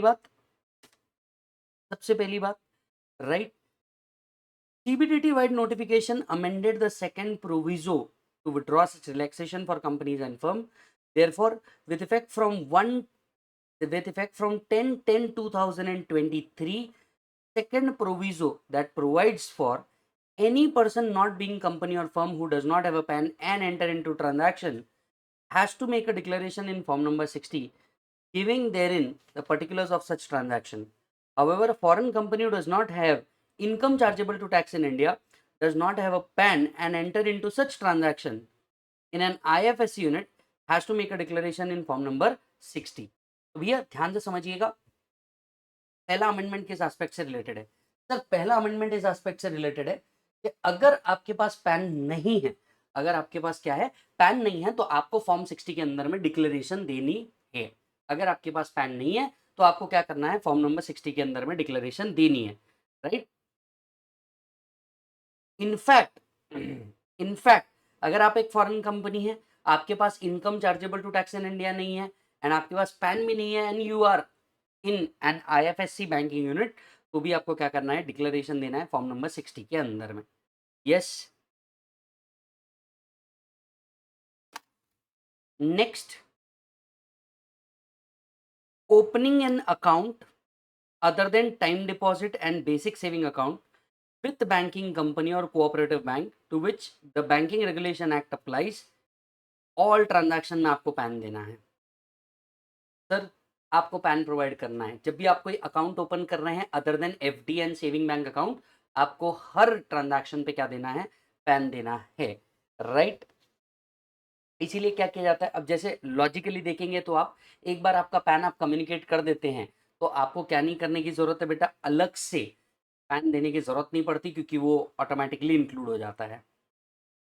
अगर आप टाइम डिपॉजिट रखते हैं, that is FD, banking company के साथ, पोस्ट ऑफिस के साथ, निधि के साथ या एनबीएफसी के साथ, अगर एफडी की अमाउंट 50,000 से ऊपर है या aggregate amount more than 5 lakh है ड्यूरिंग द फाइनेंशियल ईयर, तो आपको क्या करना है, पैन प्रोवाइड करना है। तो आपको क्या प्रोवाइड करना है बेटा, पैन प्रोवाइड करना है। यस।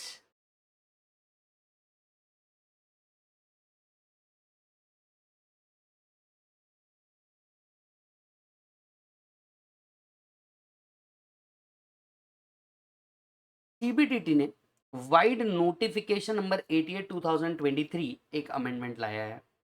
वाइड नोटिफिकेशन नंबर 88 2023 एक अमेंडमेंट लाया है। जब भी कोई पर्सन डिपॉजिट कर रहा है, विड्रॉ कर रहा है of any amount otherwise than by way of cash और it is opening and current account not being CC account, transaction is entered into with IFSC banking unit and such non-resident or foreign company does not have income chargeable to tax in India is not required to apply for PAN। मतलब अभी जो हमने ऊपर पढ़ा generally पहले होता था, इसको सिर्फ फॉर्म नंबर 60 में डिक्लेरेशन देना है कि भैया हमने पैन नहीं लिया है। इसे पैन लेने का ही जरूरत नहीं है। अगर आप नॉन रेसिडेंट है, आपको कोई income chargeable to tax in India नहीं है, आप ट्रांजैक्शन एंटर करते हैं आईएफएससी बैंकिंग यूनिट से, कोई अकाउंट ओपन करते हैं या विड्रॉल करते हैं, आपको पैन लेने की जरूरत नहीं है। हालांकि आपको डिटेल्स फॉर्म नंबर 60 में बस सबमिट कर देनी है, आपको पैन लेने का रिक्वायरमेंट नहीं है। देन आपको याद होगा तो हम लोगों को एक प्रोविजन हुआ करती थी कि पैन और आधार को लिंक करना है, जिसकी लास्ट डेट 31 मार्च 2022 दी गई थी। बाद में इस डेट को नोटिफिकेशन के थ्रू एक्सटेंड किया गया था और 30 जून 2023 लास्ट डेट दी गई थी कि जब तक कि आप क्या कर सकते थे, पैन और आधार को लिंक कर सकते थे विदाउट एनी फीस। अब आधार और पैन को लिंक करना जरूरी था टिल 31 मार्च 2022। अगर ऐसा नहीं करते तो आपका पैन क्या हो जाता था, इनऑपरेटिव, और आपको 1,000 रुपए क्या लगते थे, फीस लगती थी इस पैन को वापस से क्या करने के लिए, ऑपरेटिव करने के लिए। बराबर है। तो अगर आपने आधार पैन स्पेसिफाइड डेट, अब ये स्पेसिफाइड डेट याद रखिए, स्पेसिफिक डेट याद रखने की जरूरत नहीं। अगर आपने आधार और पैन लिंक नहीं किया तो आपको जो पेनल्टी लगेगी, दैट इज फीस लगेगी, वो कितने की लगेगी बेटा, वो लगेगी 1,000 रुपीज की। बराबर है। पैन कब इनऑपरेटिव हो जाएगा, PAN would become operative only after submission of fees and a declaration. फिर आपका पैन कब तक के ऑपरेटिव हो जाएगा, within 30 days from the date of intimation of Aadhaar. तो अगर आपने आधार और पैन लिंक नहीं किए, आपका पैन क्या हो जाएगा बेटा, इनऑपरेटिव हो जाएगा। आपका पैन क्या हो जाएगा बेटा, इनऑपरेटिव हो जाएगा। अब इसे वापस से ऑपरेटिव करना है तो आपको पैन और आधार को इंटरलिंक करना पड़ेगा 1,000 रुपए का फीस भर के। और जैसे आप ये फीस भरेंगे, right, that is Aadhaar intimate करेंगे, वहां से 30 डेज के अंदर में वापस से आपका पैन क्या हो जाएगा, ऑपरेटिव हो जाएगा। मान लीजिए अगर आपका पैन इनऑपरेटिव है तो इसके क्या कॉन्सिक्वेंसेस है। पहला कॉन्सिक्वेंसेस, आपको रिफंड इशू नहीं किया जाएगा क्योंकि आपका पैन इनऑपरेटिव है।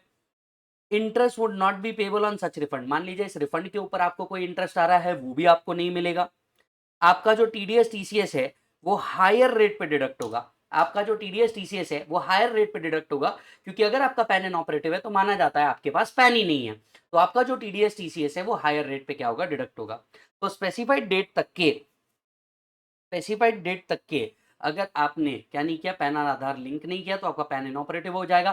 पैन इनऑपरेटिव हो गया तो इसे वापस ऑपरेटिव करने के लिए 1,000 रुपए का फीस लगेगा। जिस दिन आपने फीस भर दिया और आधार इंटीमेट कर दिया, वहां से 30 दिन के अंदर में पैन वापस ऑपरेटिव हो जाएगा। जब तक आपका पैन इनऑपरेटिव है तब तक के ना आपको रिफंड मिलेगा, ना रिफंड के ऊपर इंटरेस्ट मिलेगा, ना टीडीएस टीसीएस मिलेगा। यस और नो, राइट। और ये जितने भी कॉन्सिक्वेंसेस हमने ऊपर लिखे हैं, इसका इफेक्टिव डेट कब से है, 1/7/2023 से। तो ये जो अमेंडमेंट है, आपको 4 कॉन्सिक्वेंसेस, ये 1/7/2023 के बाद ही होगा, क्योंकि इफेक्टिव डेट मैंने कहा था 30/6/2023 क्या किया था, नोटिफिकेशन से लेके आ गए थे। यस, खत्म। तो यहाँ पे आपके सीए सीएमए इंटर के जितने भी अमेंडमेंट है, ये सारे के सारे क्या होते हैं मालिक, ओवर होते हैं। एंड ये अमेंडमेंट्स के साथ साथ आपको क्या मैं रिकमेंड करूंगा कि सर, जो भी हमने फास्ट ट्रैक डाला है यूट्यूब के ऊपर, आप वो फास्ट ट्रैक देख लीजिए। अगर आपको फटाक से क्या करना है, अमेंडमेंट्स के साथ साथ क्वेश्चन भी सॉल्व करने हैं या अमेंडमेंट बेस्ड क्वेश्चन भी सॉल्व करने हैं, तो भाई साहब, हमने आपको रेगुलर लेक्चर बोला था, हमने फास्ट ट्रैक बोला था, वो कमिटमेंट भी पूरा हुआ। अमेंडमेंट लेक्चर आपकी बुक पे हमने लिख के दिया था कि बाय एंड ऑफ मार्च आता है तो वो भी हमारा कमिटमेंट पूरा हुआ। आप हमारे वीडियो को लाइक करते रहिए, चैनल को सब्सक्राइब करते रहिए और हमारा साथ यूं ही बनाए रखें। All the best for the purpose of examination. Please stay connected with our Instagram and YouTube ताकि आपको बहुत सारे अपडेट्स क्या होते रहे, मिलते रहे। तब तक के लिए आप अपना और अपने परिवार वालों का बहुत ज्यादा ख्याल रखें। बाय बोलो बच्चों।